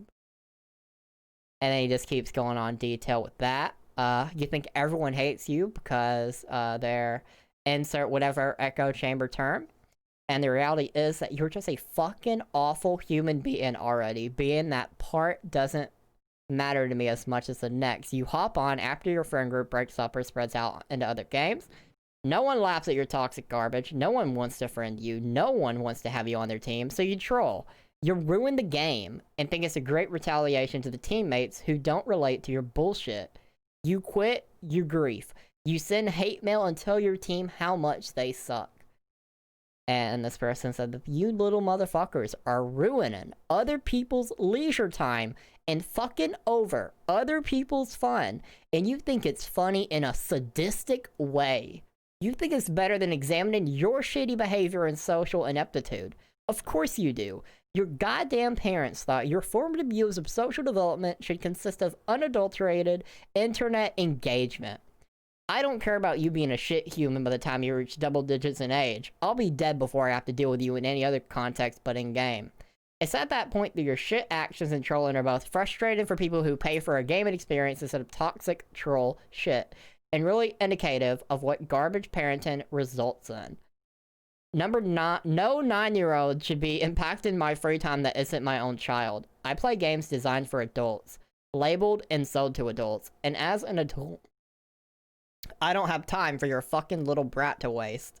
If I want to enjoy a multiplayer experience that I'm paying for on my free time as an adult, there should be absolutely no reason why someone's volatile little prepubescent crotch spawn should be impacting it at all. Go ahead and offer up your isolated and very specific circumstances that don't check any of these boxes. Run it up against the frequency of the occurrences described above. Break it down to a nice ratio of a fuck ton of toxic children. Dash that one kid. One time, a kid was cute and wholesome. This person is bitter as fuck. Yeah, they should just get offline because they obviously have no ability to deal with any kind of people whatsoever. They need to take like a very long break from the internet just to really get themselves back together. That was a lot of... I mean, I feel like it was probably healthy that they got it out. You could just download like a diary app and just put that in there. You don't have to post it publicly on Reddit, but, you know. Yeah, I mean, that person should know that they can just like mute voice chat in every game and, Yep. And just not read chat or just turn off chat. You can do that usually. Yep. Yeah, it's not that hard. That person just needs to grow the fuck up themselves. Like, put on the big boy pants. Realize that not everyone out there is nice. And get on with your fucking life. Jesus. Yeah, pretty much. Oh my god. This person. And that was so much explanation they did. And I still love how they started off with a straw man. And they ended it with that same straw man. Like, oh. They really just... It's an inability to... You couldn't even discuss this with this person. They would not be open-minded to it at all. No, they wouldn't at all, and it doesn't matter. They're like just like you said, they're a bitter, poor person, and if you're gonna let someone else's behavior dictate your enjoyment for a sport or a game or an activity, you've already lost. So, it's like the same thing as, would you let someone who tells you, "Hey, you're really bad at playing piano. You should just quit because you're bad at it." Get fucking dunked on, son. Like, would you let that get to you and stop playing because you enjoyed playing? This is the exact same thing. You enjoy a game. Why not just ignore it, move on with your life, and just, again, like, if you enjoy something, you're not going to let someone like that ruin it for you. Very fair. Very fair. How do you feel about this info? This person, I don't even know. This person really needs to just they need to just kind of sit back. And they really need to evaluate their life. You know the Taylor Swift song that said, you need to calm down, you're being too loud? No. They need to listen to that. I've never heard it either, but I agree. They do need to just chill. They just need to like sit down in their chair and just go, damn. Yeah, really what the fuck am I doing? Yeah, zoom out and take a real wide look at their life as a whole. And see if, you know, all of this hatred is really worth their time and energy. Yeah. Does this person actually even... Like, I probably should not look at their history on stream. But, I mean, it's not showing on the stream. They actually do use Reddit besides that, apparently. Apparently, they do. That's the thing. Yeah, I mean, you know, they're entitled to their opinion about other people's children. Sure. And we're also entitled to not care at all. Yep. Pretty much. So there's a rumor going around that Nintendo is removing Animal Crossing New Horizons islands that have hacked or cheated items because a YouTuber is reporting them in his videos. So, this is pretty clear cut. Just a rumor. So, obviously, take it with a grain of salt either way. But if it was true or was false, does that really make you feel any certain way? That Nintendo might remove cheaters' islands? Yeah. Because they cheated? Yeah. Why would I be upset about Nintendo doing exactly what they should do to people who are cheating? Exactly. That's the thing. Like, they phrase this headline as, because a YouTuber is reporting them in his videos. You may as well have just rephrased that as, I don't like that they're snitching on people. Yeah, I mean, that's really what he's saying. Because no one is going to have a problem with any reasonable person, if you say, hey, I know that you've spent 400 hours playing this and earned everything, but this other dude just cheated, he got it all, his island is amazing, you're not going to get any pity when they go, oh, by the way, they got banned. How do you feel about that? Like, I don't yes, they deserve to be banned. Like, you don't just get shit for free. Yeah, pretty much. Yeah, the way this was phrased, I feel like they wanted to spin it one way, and I just, let's just spin that to what you actually meant, and we're just gonna throw that aside. That is all they're doing. They just wanted to, like you said, they wanted to spin it in a way that covered up the fact that they're being petty little bitches. I think Nintendo should look into this person, see if they can figure out what their Nintendo account is, and look into if they're hacking or cheating. Yeah, it's just like, if people cheat, they should get banned. Like, there's really no gray area there. Pretty simple, unless the game specifically encourages cheating. I was about to give you that gray area that isn't actually a gray area. Like, oh, GTA cheat codes. Yeah, like, if they encourage you to cheat, that's fine. That's one thing. But if you're cheating in an online game and you get banned and you're salty about it, or you get your shit removed and you're salty, but you really have no territory to stand on. Yeah, that's definitely a thing. Do you disagree, Info? No, not at all. As someone who has done a lot of cheating in video games across my time period, anyone who cheats deserves any punishment they receive. Yeah, it makes it unfair. I was gonna say that being someone who has definitely cheated in also my fair share of games online and ruined a lot of people's lives, I got banned in multiple games, and every time I was like, that's fair. That's fair. Yeah, like every ban that I've ever received. I'm sorry, Wes. I really am. I don't mean to cut you off every time. I'm so sorry. Every game that I've been banned from for cheating, every ban that I've ever received, I do not sit back, because I've seen some people get hella pissed off when they get caught cheating and they get banned for it. They're like, dude, what the fuck, dude? I wasn't fucking cheating. While they're sitting there with like aim bots and spin hacks and shit. And it's like, of course you wasn't. Every time I've gotten banned, I immediately like, yep, I deserve that. I deserve that. For what it's worth, then, Phil, that apology you just gave, I feel the exact opposite. I feel like any time that happens, that I'm the guilty party, and I feel bad. That's how I've always felt. Any episode that it happens, I always feel like, okay, I just need to calm down, stop. Maybe it's my fault. Just calm it down a bit, stop talking over, be all good. But, you know, that's always my perspective on the situation. Now, this next topic, this person also feels a certain way. Universal basic income is capitalism 2.0. Universal basic income would improve everyone's lives, increase our free time, empower workers, and ensure everyone has food and a roof over their heads. Those are noble goals, but obviously there's a downside, or it would already be implemented, right? And this person was person said they were a huge fan of capitalism and free trade as laid out in some book, The Wealth of Nations. Don't think we're gonna have many people that's read this book here, but the first core component of capitalism, I guess they're gonna explain capitalism and all that. Yeah, they explain capitalism pretty damn good here. That's a thing. We're gonna go to the solutions. There are multiple ways to increase capital at the bottom of the wealth pyramid. Most of them involve attempting to revert to some past state of society. Only one of them fully embraces capitalism and all its strengths and extends it into the future. The first solution is some form of nationalism, where countries enact tariffs and attempt to bring all production back to the country instead of producing it overseas. This will create higher paying jobs for those who work was previously outsourced to cheaper countries. However, this creates less wealth overall, as work is no longer given to where it's done most efficiently.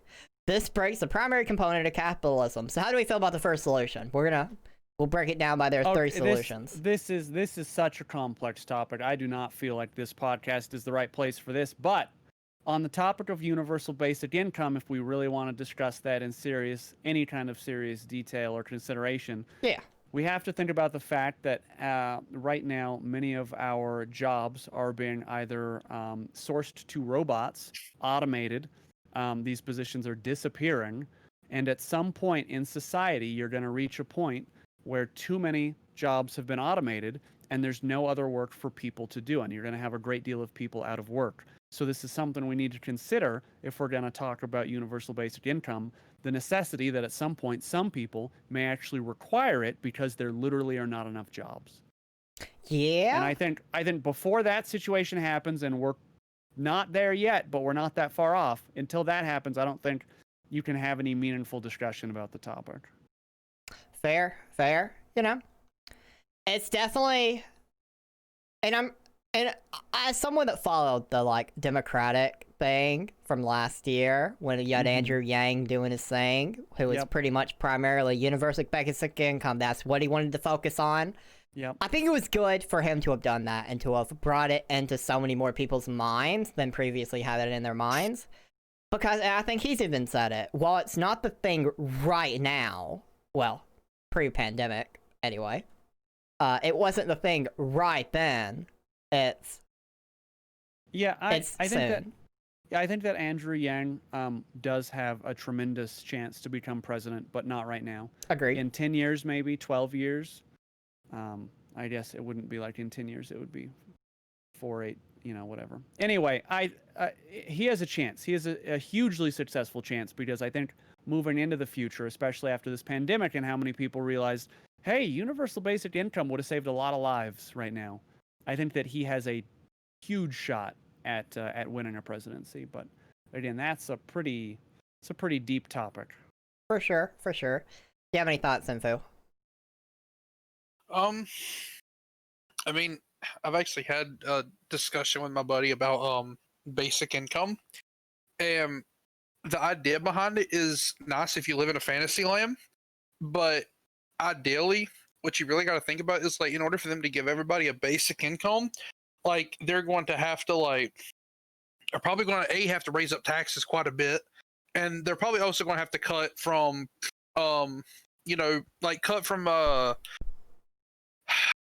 I'm not going to say like current places that are getting funded necessarily, like military and stuff like that, but they're definitely going to have to take pay cuts somewhere along the lines from someone. And it makes you wonder just like where they would get the money from, because if we don't have it now, where's it going to come from to do it later down the road? Military budget could cover that whole thing. You're right, but you're wrong. But I mean, in the same sense, it's like, I don't know. We have programs that, yes, in theory, could take a hit, but we don't want to do that. Okay, we're America, damn it. Right? Yeah. I hear you. My freedoms. Yeah. My thoughts on what you just said, Info, are pretty simple. Yeah, pretty much, dude. Like, what I the think fuck? you'll probably understand what I'm about to say, because I've said it to you before. Greed. It's a bad thing, and all currency is just this non-fiction nightmare we created. It doesn't mean anything. You can make it mean whatever you want it to mean, if you really wanted it to be so. I mean, not really, though. Like, a $20 bill is a $20 bill. True. It's not going to be anything else. But you could produce as many of those as you wanted. I mean, they would be considered fakes, and you're not going to be able to buy anything with them. I'm talking about the government. They could just make as many as they wanted to. And then you have this, oh, well, now it's not worth as much because we made more. Yes. Where was that written in the rulebook of life, that having more money means less? I mean, this is like pretty simple economics, but sure. I mean, when you print so much money, you end up like Zimbabwe, where your currency inflates at a ridiculous percentage, and then it can't. This is like an economics topic that I'm not at all prepared to discuss. It's a strongly disagree economic topic, because I feel like it's just the system the world functions on is detrimental to most people.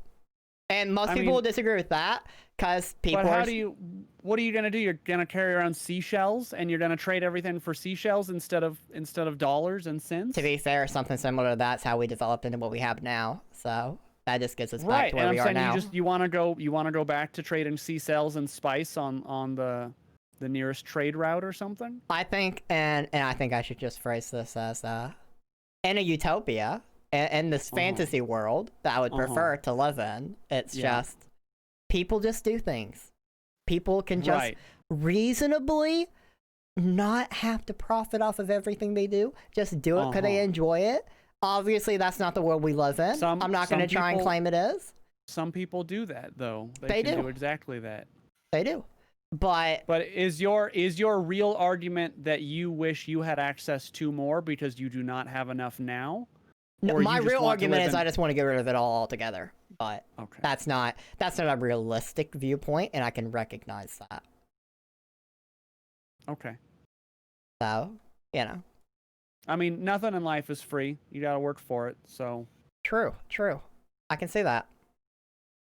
So our last unpopular opinion topic of the day. Marriage should be a time-limited contract with a stipulated review date. I believe the till death tear us apart aspect of marriage is both gruesome and counterproductive. Marriages are failing anyway at an alarmingly high rate, as actively working on a relationship requires skills and a sense of dedication that most people are unwilling to pursue for life. My suggestion is that the institution of marriage should adapt to modern times and function as a relationship contract with a 5-year, for example, duration. Renewable, of course, after a private review between partners. If both parts are happy to extend, this should push married people to not take the relationship for granted and actively learn to collaborate and grow together. In the event that either one of the parties, or both, are unhappy with the relationship, the contract can just simply end without the destructive process of divorce. And they think it would empower responsible behavior and active communication if you're aware that it's a work in progress. I mean, this person does understand that they can just have a marriage annulled, right? There is a process called divorce of which you can participate in that does annul a contract at your own personal review date. But that's not the process they would like to go down. Divorce has too much of a negative construct to them, I'm sure. Unless you just say, hey, we don't like each other anymore. We don't need any of each other's stuff. Let's just get divorced. And then you just do. And then that's it. And you sign paperwork and you're on your way. So I don't...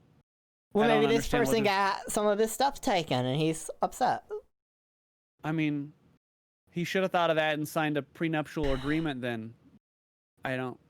That's a weird thing. He just wants to not have to work at anything, it sounds like, and he just wants to get out of, making his own bad decisions. I mean, that's weird. They also added an edit that added the review mechanism is private and only for the partners to carry through as desired, not legally mandated by the government. So, okay. Don't worry. These contracts are not legally binding, so they truly mean nothing. You can just rip them up and be done. Yeah, that's a very bizarre opinion. That guy just shouldn't get married. He can just sleep with whoever he wants. He doesn't even have to get married. Doesn't that make it easier for him? Yeah, you don't even need to get married. Like, there are things in life that are completely optional that you are in no way forced to do. Marriage is kids, anything like that. That's completely optional and up to the person. Well, for some people, not everyone. True. But yeah, that person just probably shouldn't get married. It sounds like it's really not for them. I would agree. And they added a second edit that says, my unpopular opinion is apparently unpopular. Isn't that the whole point of you posting? Good reason. Good reason. Jesus. Yeah. Apparently the top comment, which is from some hermit human, is, it sounds good in theory but bad in real life. How is this good in theory? I mean, if you make everything just a temporary contract that is up for review or whatever, and you simplify the process, I'm sure it sounds good on paper.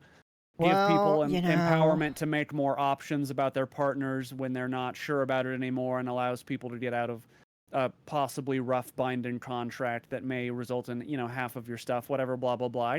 Sure, on paper, lots of things sound good. You know what else sounds good on paper? I'm going to spend all Saturday watching cartoons, smoking pot. That on paper sounds like great, right? But when you do it, it never turns out that great. Well, maybe you need to find the better cartoons. Yeah, or like, hey, on paper, I'm going to go watch 9 hours of pornography. That sounds like a great idea on paper. And then you do it, and you're like, why am I wasting my life? What have I become? You cry yourself to sleep. I feel like I was going to ask, are there actually people out there that will spend their whole day watching pornography? But I'm sure the answer is yes. I'm sure that answer is 100% yes. Because there is an addiction to pornography, so yes, there's definitely people that, yes. Okay. That's fine. People do them. People. Mm-hmm. That's their right. They have the right to do whatever they choose, as long as it does not harm others. Yep. Have fun. And if I wanna shove ice cream up my butthole, like, I can do that because it's a free country and I can, you know, we're allowed to do whatever we want. So don't tell me how to live my life. I won't tell you how to live yours. Pot in cartoons is fantastic for those who have anxiety and need a mental break from impulsive thoughts. That's also fair. Marijuana is always going to be an interesting subject for me. Why? I don't know. I'm not sure I'd ever actually try it, but I definitely, if there is a drug outside of like Dr. Pepper caffeine that I would want to try, that would be the one. Just to see. What are your reservations about pot exactly? My reservations personally? Oh, they're very silly. Yes. Like, I don't know. I just feel like adding more health risks to my already, my personal viewpoint is with the way that my body has treated me so far, I do not suspect to live past the 30s. So, add in other things that could potentially, keep in mind, Dr. Pepper's 100% worse for you in multiple categories than weed ever will be. Yeah. And I can fully admit that and be aware of that. That, like, weed has, like, one or two things that, you know. I mean, do you drink alcohol? No. Okay, only Dr. Pepper. Dr. Pepper, yes. I don't drink, I don't smoke. I mean, they make edibles. They do. You could just take in edibles. And then you don't have to worry about lung damage. You don't have to worry about any of that stuff. You just pop an edible and then you're good to go. Don't worry, my lungs are probably already fucked. I have a secondhand smoke experience for years. Sure. So I'm sure they're already fucked. Well, edibles are always a great category. Pot is a personal preference. I never judge those who consume or choose not to. Yeah, it's definitely a thing. Like, I imagine before it's all said and done, I'll definitely try it. One, I could not legally try it here anyway, so... And I don't think that's going to change anytime soon. You can legally if you got a doctor's... Not in my state. Note. They have banned even... Medical marijuana is not legal in my state. What fucking backwater state are you Alabama. in? Florida? I'm in Alabama. I live in the South, man. Alabama, Tennessee, either way. I don't think either of them... I don't know if Tennessee allows medical use, but Alabama does not allow recreation or medical. Or, as far as I know, it's completely... No, you cannot. And I don't suspect that's going to change for a while. Alabama's pending a legislative vote. Under this legislation, medical cannabis would be available to anyone 19 years or older who a physician certifies as having a qualified medical condition. It's on the book. Oh, so they're potentially working on getting to step one of the process. Sounds like it. Oh. But because you live in a fucking backwater, backwoods, hippie, fucking 1960s state, probably it's not going to happen. Probably not. I suspect it'll be completely illegal here for the next decade.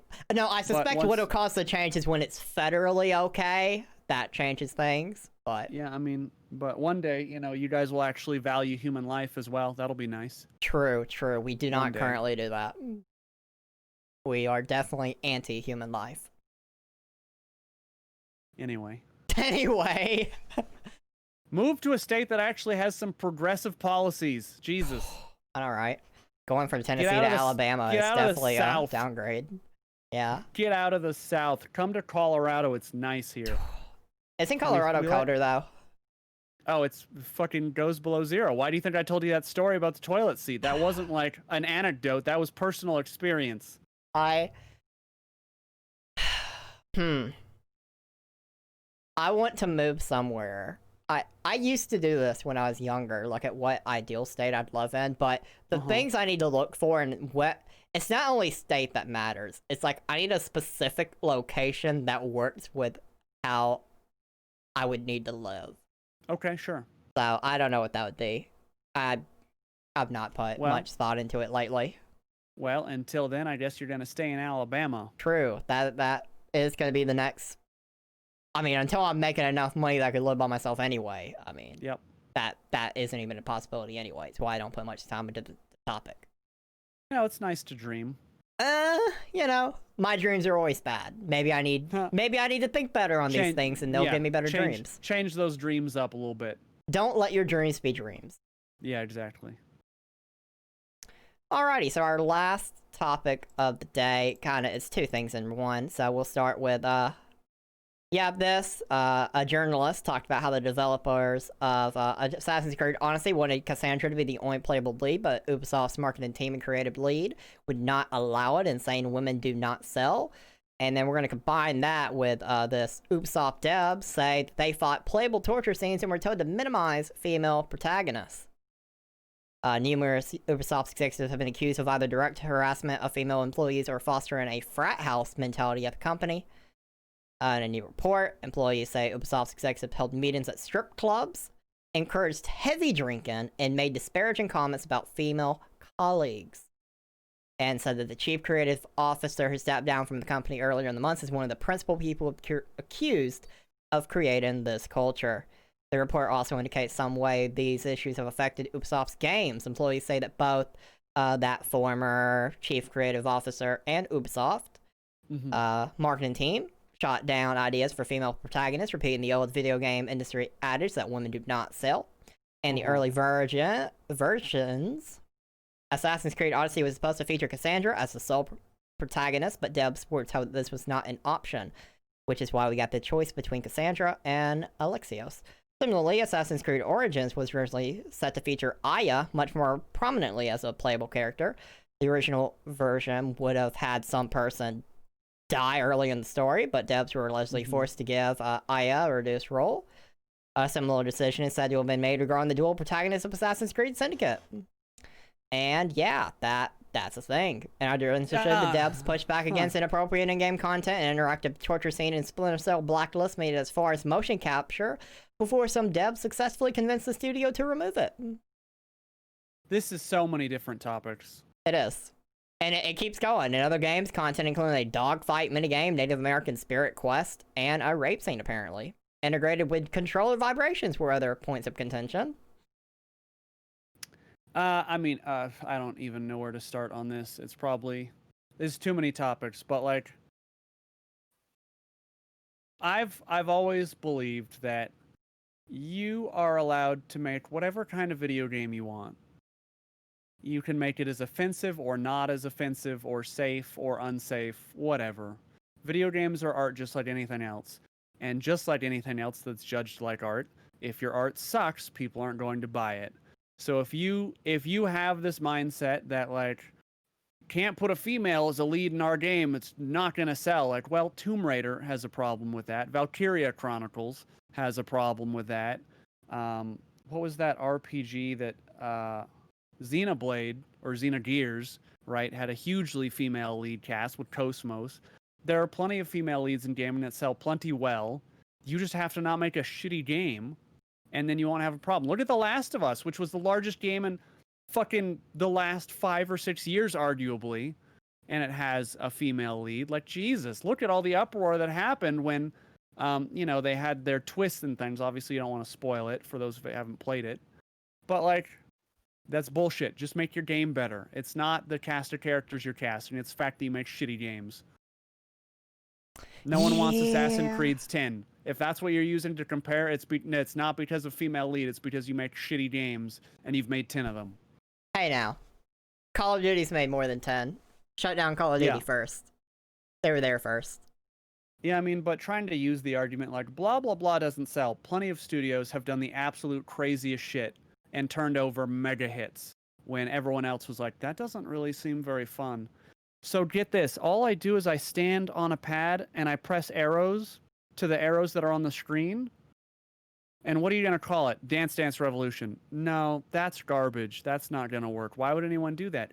And then you have a worldwide tournament for DDR in 2019 at least. Yeah, like for sure. It's just make better games, guys. Stop coming up with horrible ass excuses. Games. Yeah. I Stop mean, it's just making that excuses. Simple. Just make better games. Pretty much. It's not hard. Look, there's also A Hat in Time, which was one of the most popular games when it came out. Like, there are fucking plenty of games that do just fine with female leads. Look at every porn game ever. Top seller. Top notch. Look at Neko Para, right? Cat girl porn. That's the fucking like bestseller on Steam by a huge margin. So don't try to tell me that women don't sell games. Yeah, Ubisoft definitely has some things going on, and yeah, they just need to get out of their shell. Stop making, the 5th iteration of Ghost Recon. Stop making the 12th Splinter Cell and the 9th Assassin's Creed. And make something new, for God's sake. Sometimes it's a little scummy, though, for sex to sell. Yeah, I can see that, Fox, for sure. But you have to remember, like, that's unfair. If you're out to play a game that combines pornography and whatever you want, why care? Like, if that's my favorite genre, is playing cat girl porn games, like, why shouldn't both a studio profit from that and me play cat girl porn games where we both win, People who sell sex in their games, I have no problem with. As long as it's marketed properly, you're not lying to your audience. Just let them sell sexy whatever puzzle games or, mahjong with all the girls that like lose their clothes or whatever. Every time I do one of the 2-week dives on Steam, there's always like 1,000 porn games, and they're always like puzzle games or mahjong porn games. Interesting. Anyway, you should just let people make the kind of game they want. Don't get upset about it, because it doesn't, in the end, affect you because you're not their audience. But that is some. I should step that back a second. And obviously, there are some categories of games that should not be made. Like, they're just any category in life where you go, wow, that person shouldn't have said that. Probably also don't make a game about that. Like rape is a great one. Probably don't need any games about that, honestly. Definitely not. You don't need it at all. And especially, like, not only did they do it, they wanted to make it, like, fully immersive, controller vibrating. Yeah, like, what? That's unnecessary. Like, you've taken it too far. And even, I'm the most open and, like, again, let people make the game they want. But if it's just going to be hateful or toxic like that, we don't need it. Yeah, you don't need dogfighting. You don't need you don't need fully interactive torture games. You don't need rape games. You don't need racism games. Like, just you really don't need it. Now, that being said, should they be allowed to make it if they want? Yeah, they should have the freedom to make whatever they want, but it will be a bad idea. They shouldn't do it, but I'm not going to sit here and tell someone they can't. This is a free country. Make whatever you want. It's not going to sell. And you're going to go bankrupt when there's a revolt. But sure, go ahead. So Fox wants to know what your thoughts on a game like Manhunt would be. I don't know what Manhunt is. Manhunt is the one where you played the bad guy and you had to go and kill all the other people that were in like the insane asylum or something. I think everyone was locked up together, right? That was on like the PlayStation 2, I think. Again, that was not a game I played because I didn't feel like I needed to play a hyper violent, like chopping people's heads off with a machete game. But do I feel like they should have been allowed to make it? Yeah. Because again, I feel like if you want to make a game, go ahead, make it about whatever you want. There are some things you shouldn't do, like basic common sense things, right? But you can go ahead and make it. You'll be an awful person for doing it. I mean, subjectively, right? Because everyone has different opinions on what's morally right or wrong. But it's the same thing that you probably wouldn't tell someone what to paint or what not to paint. But again, it's all dictated by like Will it find an audience? If so, then I guess they struck gold. Congratulations on your smutty whatever you put together being successful, you know, but you know, who am I to sit here and tell someone they can't do something? That's very different than telling someone you shouldn't do something. How do you feel about that info? I have no idea. I just don't put my headset back I know. on. That's why I asked you. How do you feel about that? Oh, dude. A+, whatever the fuck it is. Agreed. 10 out of 10. A+. 110. Yeah. Agreed.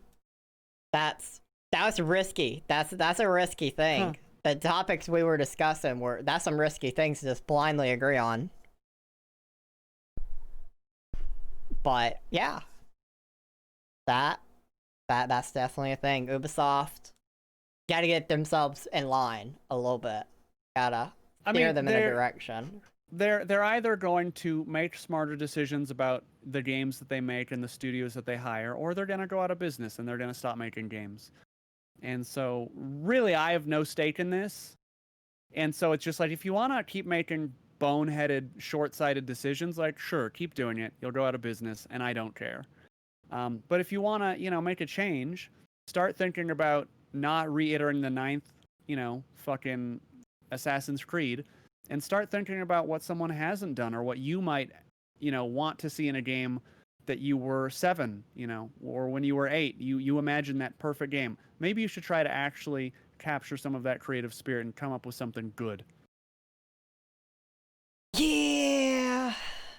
Well, with that was the last topic of the podcast. We've gone for over almost 3 hours now overall. I think it was a good time. I think we covered a great breadth of information. Absolutely. Tell everyone where they can find you. Yeah, you can find me, for some reason, if you wanted to, at Sonoket Gaming on YouTube or on Twitch. Generally on Twitch, I'm playing Battlefield 5, of which I'm basically the best in the entire world at.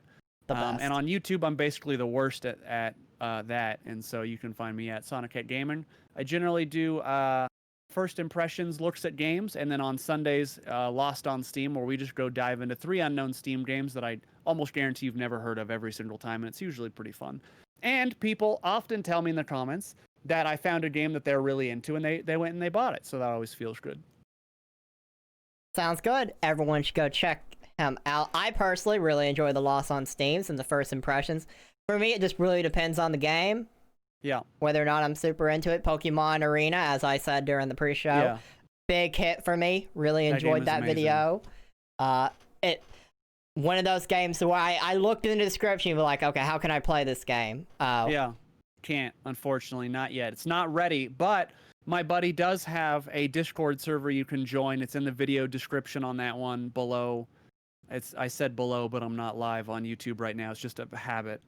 On that video, if you watch the Pokemon Arena video that I have, there's a link in that description to his Discord. You can join, you can get involved, make suggestions about like the next Pokemon to come out or move sets or game mechanics, all of that. Yeah. It's a passion project for him. Heck yeah. And yeah, with that was BS Back in the Shed episode 80. I hope everyone has a great rest of their day. Next week we'll be back with who the guest is. Billup will make sure to get on that, I'm sure. Yeah. Billup's got this. I have faith in him. I have no clue who the next week's guest is, so I can't even tease it. Sure. But I will see you all tomorrow if you follow me. If not, I will see you next week for episode